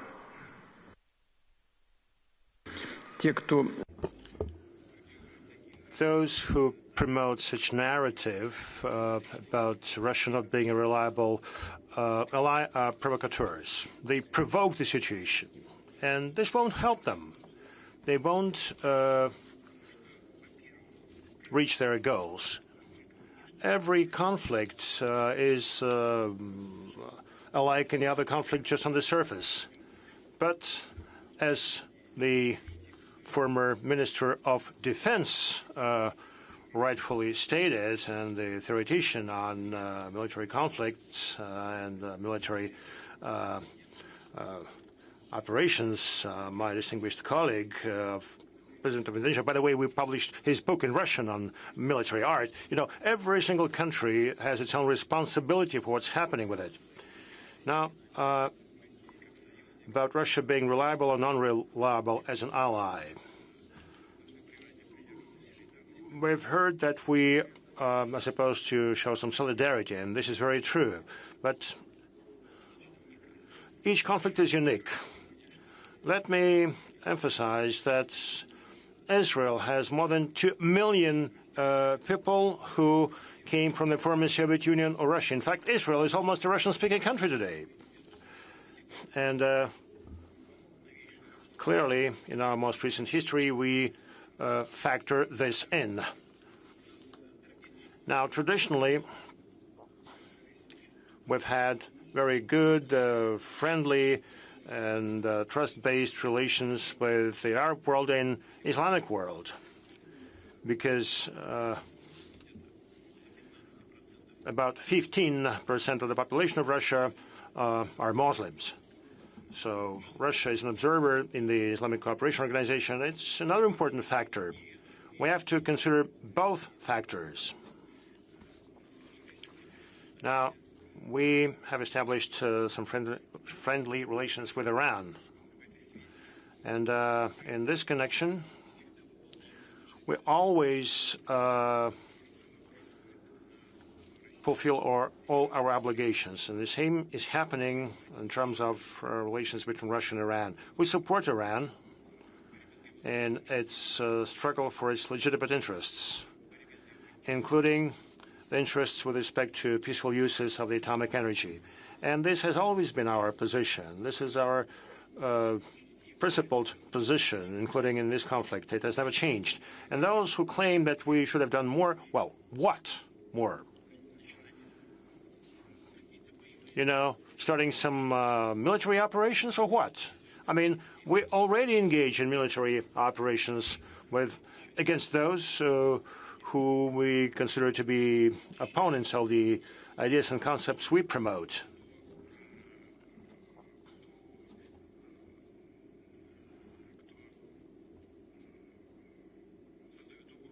and those who create threats for the Russian Federation. And those are basically the same forces, be it in Iran or, in the case of Russia, somewhere hiding behind the scene. You know, these are not those who engage in actual combat, but we have some obligations, and we uphold Iran's right to peaceful nuclear energy, and not just with sheer words. Despite the complicated situation around Iran, we built a nuclear reactor in Bushehr. We established a contract to build further 2 nuclear reactors. And despite the difficult situation, despite some danger, we continue implementing the project. We do not evacuate our personnel, our staff. Moreover, in this case, based on the kind of relations with Israel we have, and thanks to the restoration of our relations with the U.S., we put this issue on the table for Israel and for the United States, stating that we perform our mission in Iran being guided by our understanding of Iran's right to peaceful uses of atomic energy. And we act in strict compliance with international norms, and we ask that security of our personnel be ensured. And the Prime Minister Netanyahu agreed to this. And President Trump promised to support our legitimate demands. Isn't it support of Iran? I think it's direct support. Besides, we took a very specific position in the UN, and our position, including in the UN, and I'm deeply convinced of this, is aligned with interests of both Iran and the State of Israel. I would say probably enough with geopolitics. One more question before we move to economy and other issues about AI and... Sorry? Well, we'll stay until morning if we continue the discussion like this. The forum this year coincides with the 80th anniversary or commemoration of the Day of Victory, the World War II. Are you concerned that we are heading into World War III in any way?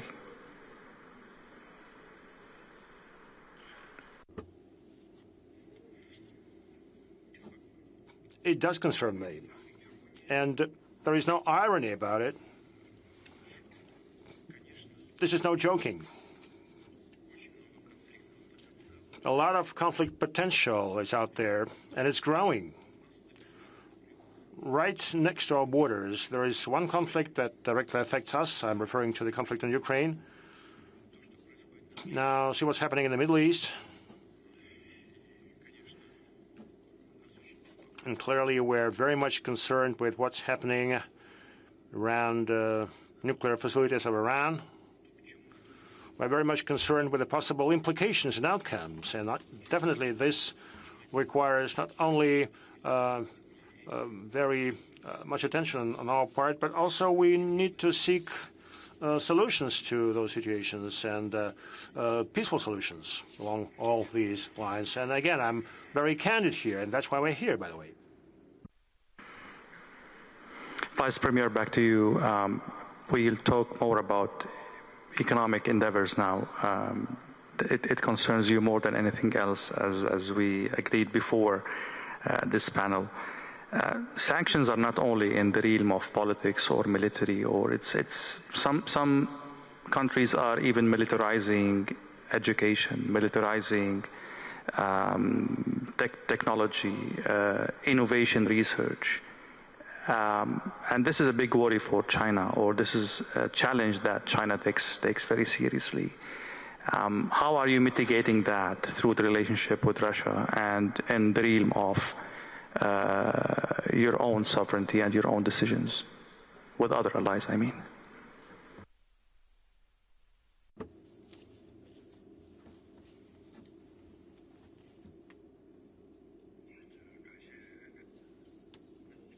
Thank you for the question. Let's look at the world around us. Science, technology, education. These areas are crucial for the progress of humanity. Their importance is unprecedented, and let's give it some thought. I mean, this entire progress would not have been possible without cooperation among different nations and countries, without learning from each other. Therefore, education, science and technology are indeed irreplaceable factors for future development of humankind. As you've suggested, some 7 to 8 years ago, we saw some attempts of the countries to use power to dictate the interests. In fact, they even started to put barriers to intergovernmental cooperation in science and technology. This is a regress from historic standpoint, and it harms sustainable development of humankind. Obviously, it's reassuring that China and Russia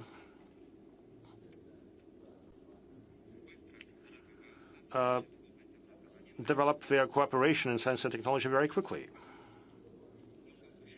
The pace is very high, and we can confidently state that our two countries give perhaps one of the best examples of such cooperation. In terms of education, in all areas, including student exchanges, teaching of languages, this cooperation booms. And this is where this cooperation has reached a very high level.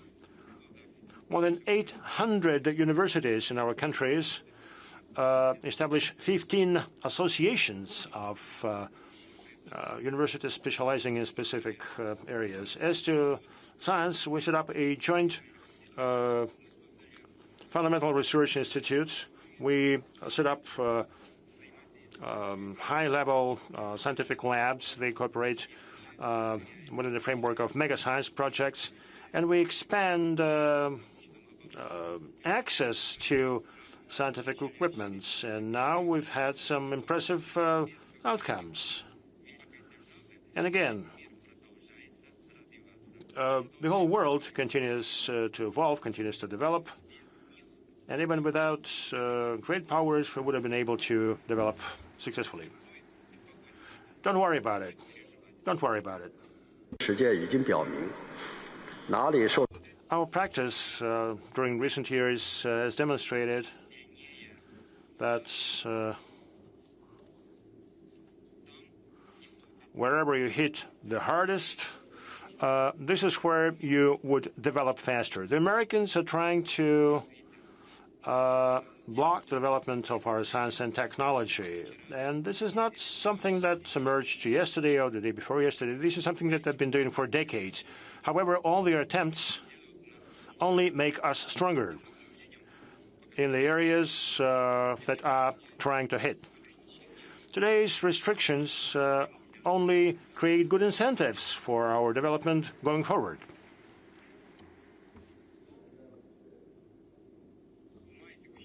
In May of 2025, President Xi and President Putin had a very useful and effective meeting. They charted out some new plans for future cooperation in science and technology. And I think that implementation of those initiatives would only help to further strengthen and expand our collaboration, and would expand the scope of this collaboration in such areas as AI, low-carbon technologies, biotechnologies, new materials, aviation, and space. And obviously, we will have some very tangible outcomes in those areas. We improve our cooperation mechanisms. our two governments take all the efforts to further expand and strengthen cooperation in those areas? Thank you. Mr. Putin, I listened very carefully to your speech, and you mentioned investments, but it wasn't that clear about foreign direct investments. Where does Russia stand on that? Where do you stand on that? Do you still care about foreign direct investments? You see that as an opportunity, as a burden? I mean, help us understand where Russia stands in this regard. We absolutely believe that private investment is exactly what we need. And I guess without private investment, Russian economy would hardly be able to successfully develop. And that is fully applicable to foreign direct investment as well. And there was a whole number of investors who've been doing business here in Russia for a very long while. Well, we never forced them to leave. We were not pushing them away. We were not evacuating them. Many of them decided to leave on their own with major losses. But our attitude in this regard remains unchanged. Yes, investment potential of our economic operators is fairly large, but undoubtedly, we very much welcome any kind of foreign direct investment. I would say major capital investment of the first quarter of this year amounts to 8.7%. And I know what was happening on the platform of this forum during those days. I know there was a whole number of discussions during various sessions where well-known problems were discussed, certain tension caused by the high policy rate, and risks that those investments level will not stay until the end of the year. But nonetheless, the Central Bank of Russia proceeds from an idea that lending to the real sector of the economy would stay at the level of 10 to 11%. We'll see what will be the outcome. I very much would like those numbers to stay on this level. But foreign direct investment is something that we undoubtedly very much welcome. It's not that we just welcome it, but we are also going to create every possible term to make this environment favorable and comfortable for our partners. Here in the room, we have our friend from the Kingdom of Bahrain. And if we are to look at what Russian Foreign Direct Investment Fund is doing, they already have an agreement to make some early steps in this direction. They're not too big, just 15 billion rubles. Those are the first projects of the kind. But we are also working very closely with the United Arab Emirates. That's work done by RDIF and the sovereign wealth funds of Saudi Arabia, of United Arab Emirates. Our partners and our friends have taken this decision a while ago, several years ago actually. They choose to trust their Russian partners, and automatically, and I'd like to emphasize that, they automatically co-invest into those projects that Russian Direct Investment Fund chooses to invest. They automatically invest 10%. They co-invest with us. This is a token of great trust, and we value it very much. And then they keep raising their share of investment. Well, feel free to talk to Mr. Dmitriev, who would be able to name the exact numbers, but we're talking about many billions of US dollars. Obviously, there are other sources of investment and tools for investment available. There are virtually no limitations to the particular areas where the investor may choose to put their capital in. And this is one of the key areas that I believe we should focus on in cooperation. Having said that, there are two trends that I realized talking to Russian businessmen, either here or back in my country, UAE. There is kind of rejection of buyback. You know, when the war happened, there was some foreign investments that were bought by Russians, and now these might want to buy back their investments. Russia seems to be blocking that because new Russian entrepreneurs bought and invested these operations. The second trend that I realized is that people are a little bit worried about nationalization. There are some nationalization efforts taking place within Russia. I read about one of the airports being bought back or even taken by force of court from the Russian owners. So how do you see these two trends impacting the rebound of the Russian economy?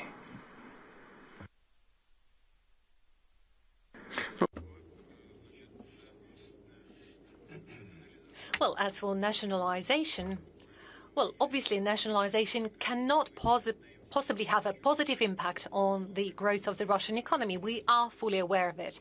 The case that you refer to, I guess you're talking about Domodedovo Airport in Moscow.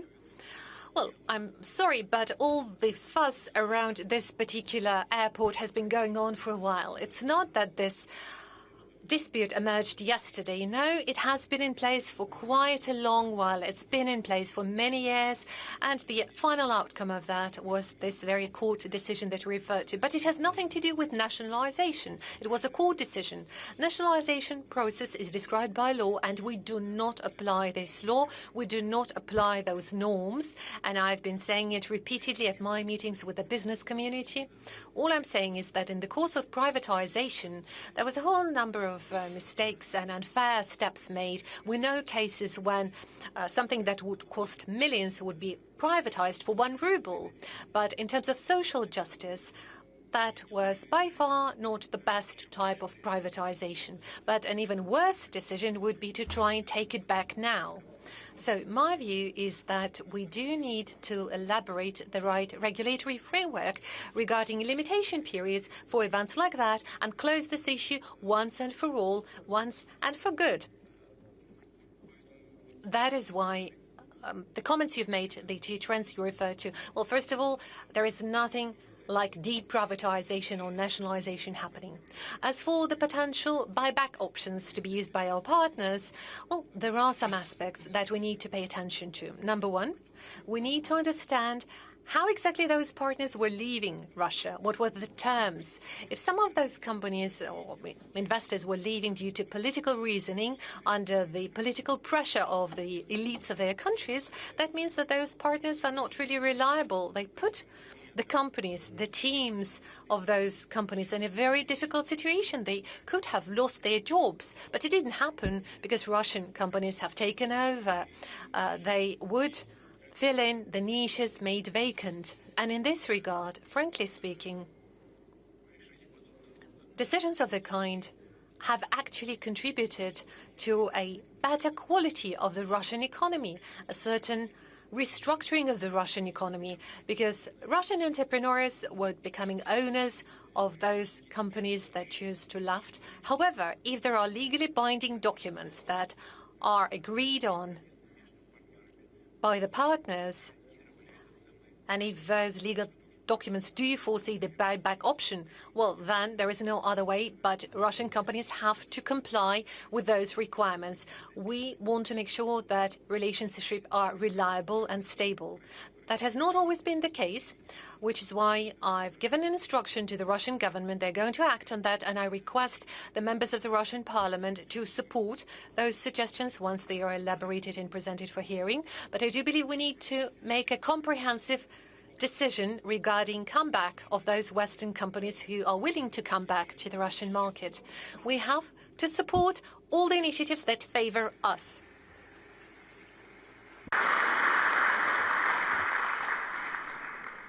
Mr. President, how your country is, let's say, taking advantage of the current economic situation in Russia,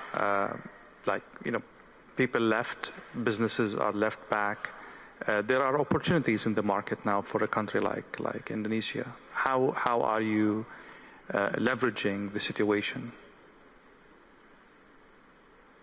As I mentioned that I have had good relations with Russian business entities, business groups, but mostly I have to be very frank, they were interested and they are interested in coming into Indonesia. And because I think we have a lot of sectors that are still very, let us say, at the ground level, a lot of way to grow. And so basically it's mostly Russian groups that want to come to Indonesia. But before, our groups have joint ventures with Russian groups in commodities trading, oil and gas. So, and now we open our markets for Russian agricultural products. So, I think it's not that we're going to take advantage, but we are going to look for all opportunities, because we have also been given a very heavy dose of tariffs from everybody knows, right, from the American market. So we are forced now to look for new markets, Africa, Latin America, Eurasia. We are just concluded. We are in the process of concluding a free trade agreement with the Eurasian Union. So European Union, of course. So it's a matter of, for us, it's a matter of diversity. But yes, we are confident. We have our strengths, we have our ability, and our relations also with China is very good and very strong. So it's not that we are optimistic, to say the least. Thank you.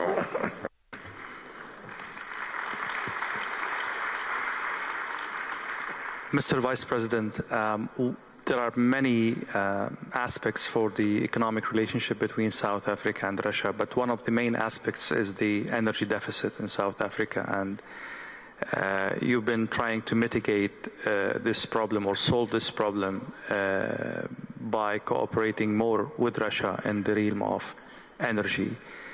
So far this hasn't been fruitful as much as you would want to, or as much as Russia is capable of helping. How do you assess this? Yeah, thank you for the question. Firstly, let me say that I've already had good meetings, both with the Prime Minister and the President, and we've agreed that we need to increase trade between our two countries.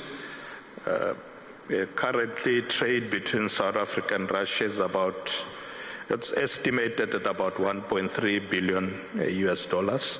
We think it's quite low, so we want to triple that number in the next 4 or 5 years. So we've looked at various sectors. We've looked at the energy sector. Russia is having a lot of good technologies in that space. We're looking at solar, gas, nuclear, and already our ministers are talking about the details. We've also talked about critical minerals, particularly to support our local beneficiation efforts. We also looked at agriculture. We are exporting citrus fruits to Russia. We are exporting wines. But we need to increase the volumes. We have what we call South Africa-Russia Business Council. They are also making deals on what to import from Russia. One of the business people was telling me yesterday he has just signed a deal to import Russian vodka to South Africa and obviously to the African continent. So the work has started. We all agree that we need to do more. We need to increase trade between our two countries. All what we have to do as well is to also cut the red tape.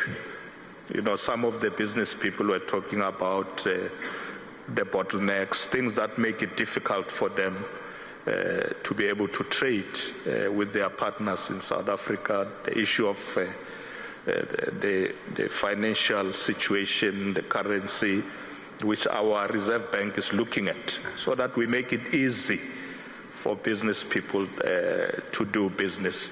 So it is our commitment, and we've agreed on all these areas, and as we speak, the ministers are already working on the details, including issues like water as well. They are also dealing with that, infrastructure, issues of railways, locomotives, signaling. Really, a lot of work is now happening. We're going to see trade increasing between South Africa and Russia. We have started. Thank you.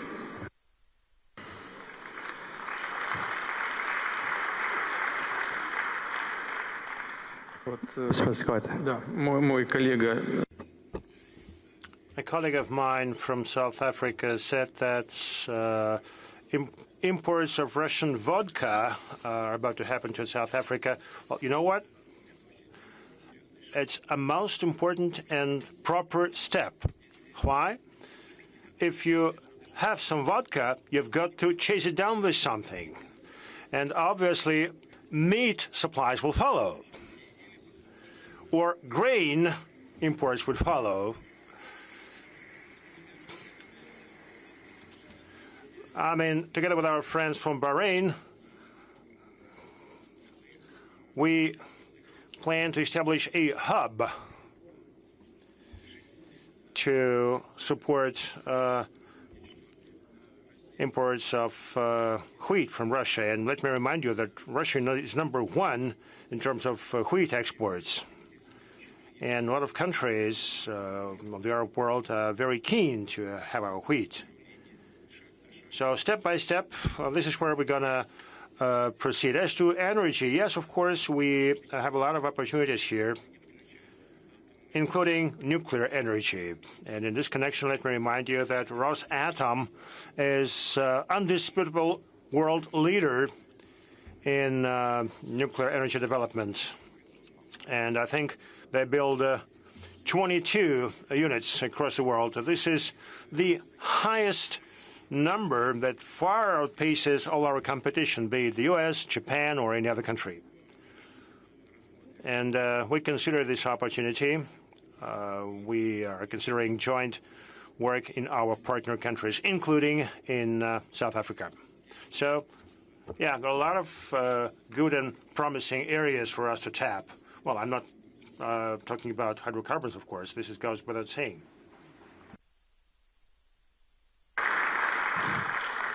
There is no doubt that more vodka will help the world to put the mood in a better condition. Mr. President, at any rate, it's going to be more fun to live, right?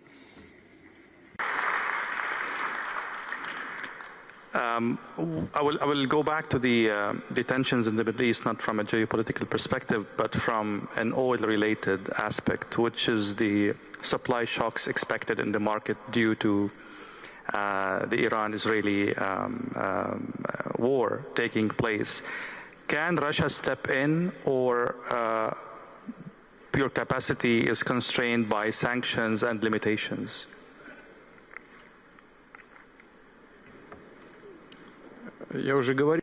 I think I did mention, what do you mean, do something or deal something?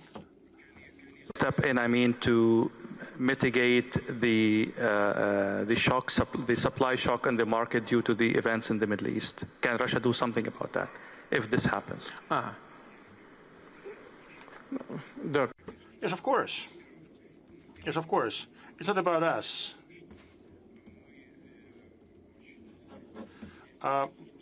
It's not just about us. We strictly follow all our agreements reached with our friends and partners under the OPEC Plus framework. And those countries limit production and supply of energy sources to the markets. But now, based on our agreement, the production is growing very slowly, and I stress it, slowly and steadily, in order not to upset the global market. The idea is to ensure a balance between demand and supply and fair prices that would be comfortable for both the producers and importing countries.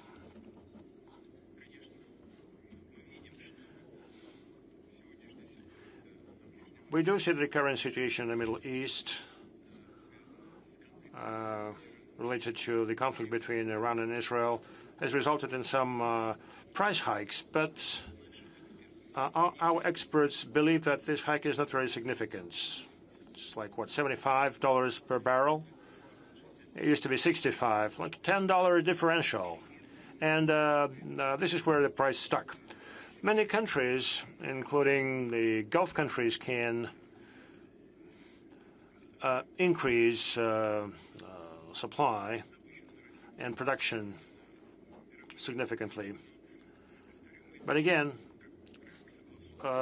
as a rule, we do this in a concerted manner, and this is how it will happen, I hope. And the UAE and the Saudi Arabia is very particular about this. And again, our decisions are well balanced. Altogether, we'll look at how situation would unfold. As of now, there doesn't seem to be any need for any immediate response or action. The latest sanctions on Russia aimed at the so-called shadow fleet, how this will impact the supply to Asia and other places in Africa, how it will impact Russia, how it will impact your friends as well.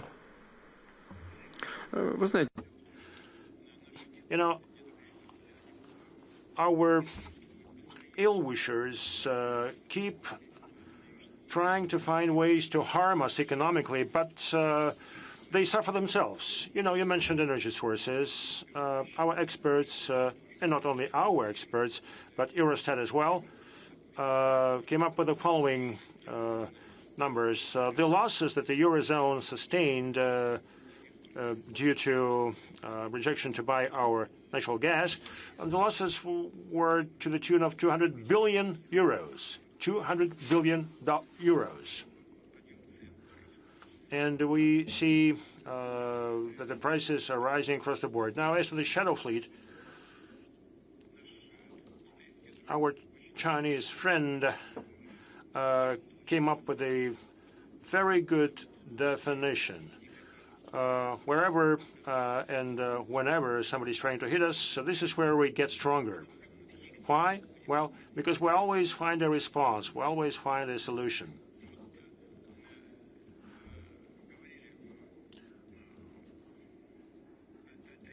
We talked about tariffs. We mentioned tariff policy.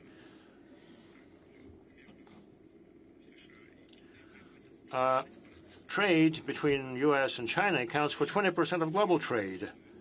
And under the current conditions, when debt is rising in the global economy and debt is, has reached a level of 300%, and obviously this affects everybody. And any attempt to hurt us, including through the attempts to hit our so-called shadow fleet, well, these attempts would trigger problems across the board, and primarily for those who are trying to make our lives miserable. Well, because this ultimately would affect global prices and would impact the countries that are trying to impose such restrictions, because they are key consumers, and we will find markets for us. It's a very interesting tone in this answer. Let me ask you directly. This is my last question before I give 1 minute for each esteemed participant to finish or to say some final thoughts. There are enough reports out there, credible reports, that this war is killing the Russian economy. Your inflation rate is very high. Your interest rate is very, very high. Your growth by the best optimistic scenarios will not exceed 1.5% this year. Is this war killing your economy?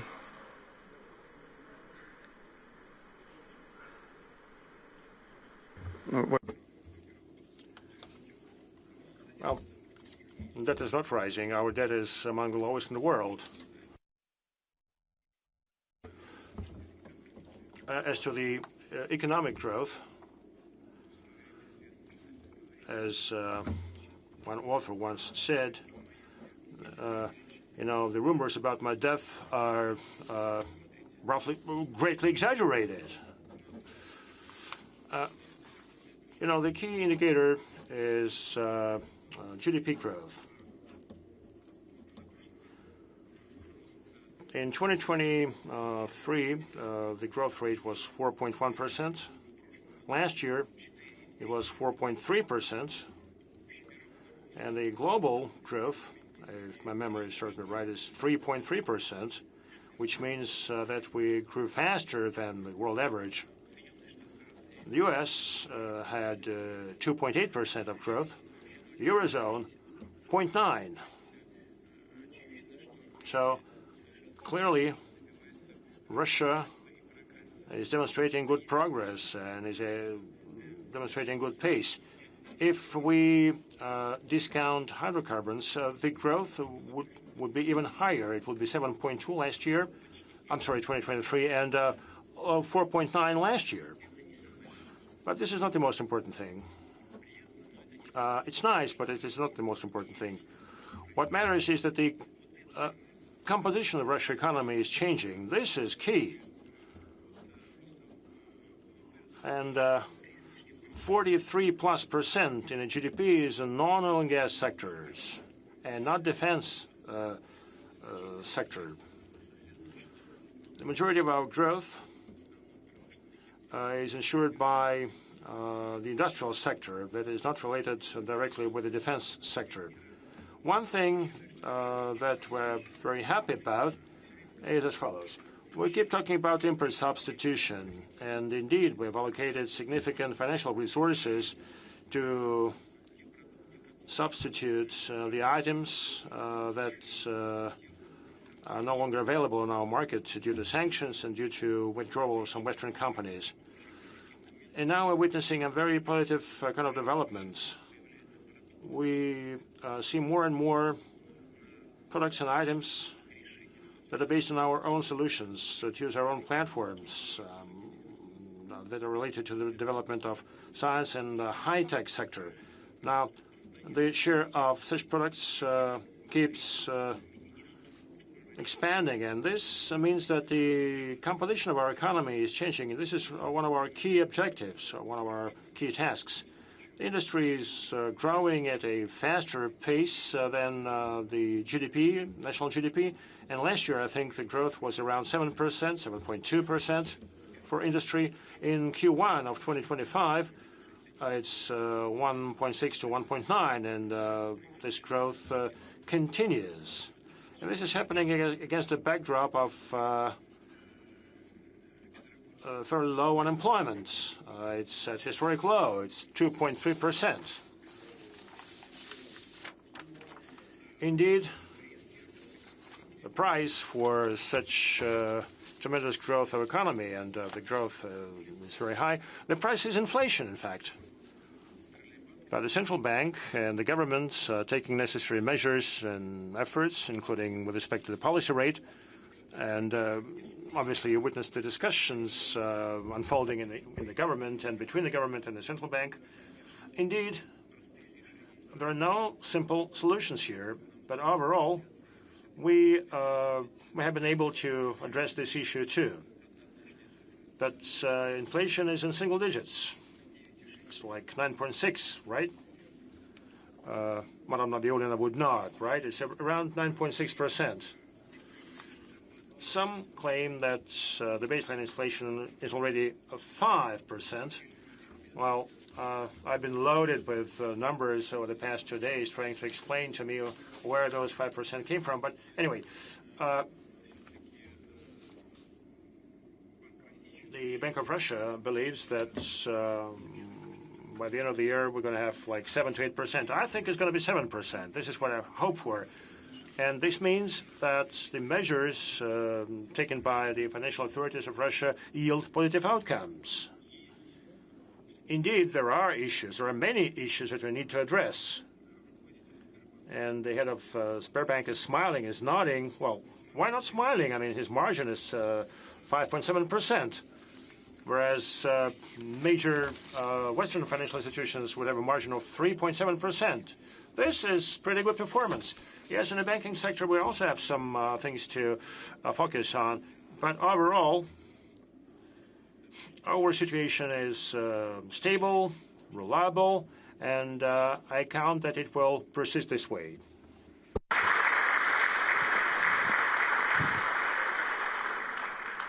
That was my final question. I will keep like 1 minute round for each participant. If there is anything I failed to ask or something that you have in mind to go, Mr. Vice Premier, go ahead.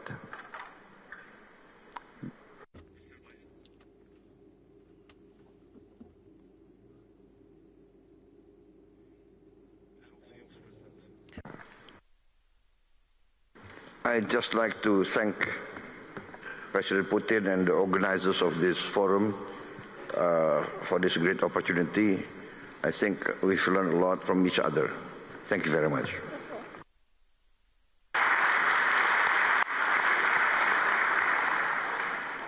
I would join my voice to you, Mr. President, and I would like to thank His Excellency Mr. Vladimir Putin, the President of Russia, for inviting us here to beautiful St. Petersburg, to listening to your wisdom and to listening and to share our thoughts with you all. So thank you very much.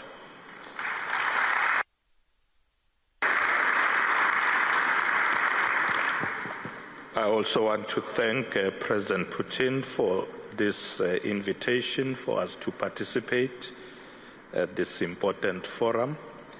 It is my first time in this beautiful city of St. Petersburg, and we've learned a lot from the other leaders, and we consider Russia and President Putin as our friend and ally, and we are looking forward to continue working with President Putin and the people of Russia. So I'm looking forward to coming back to St. Petersburg.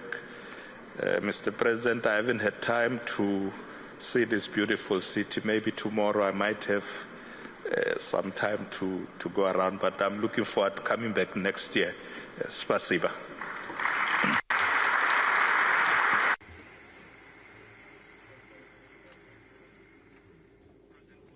This is the second panel I had the privilege and the honor to have with you in less than 1 year.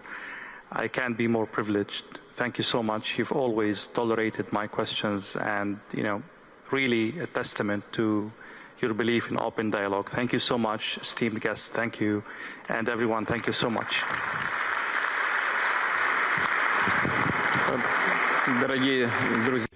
Dear friends, dear colleagues, allow me to express the words of gratitude to our moderator.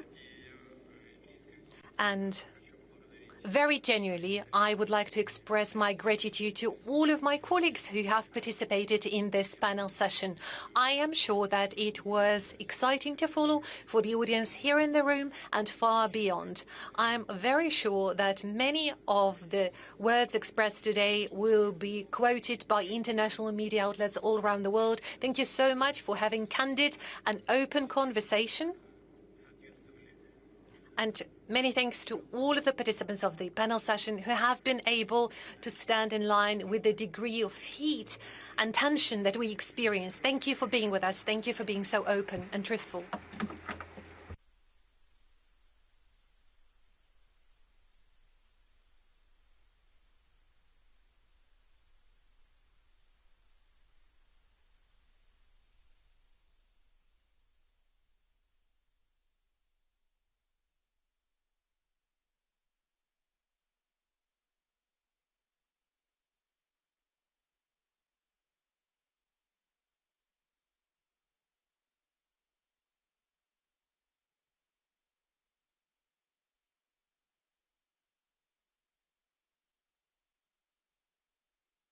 you.